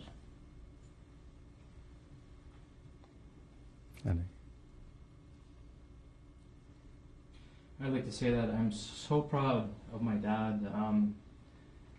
I tried in the past to understand everything that he went through, and it's really hard for me to do that because I wasn't there, but from all of the things that I've heard, and I'm in shock. I can't believe the things that have happened, and I'm so proud of my dad, and I just like to make him as happy about our whole entire family.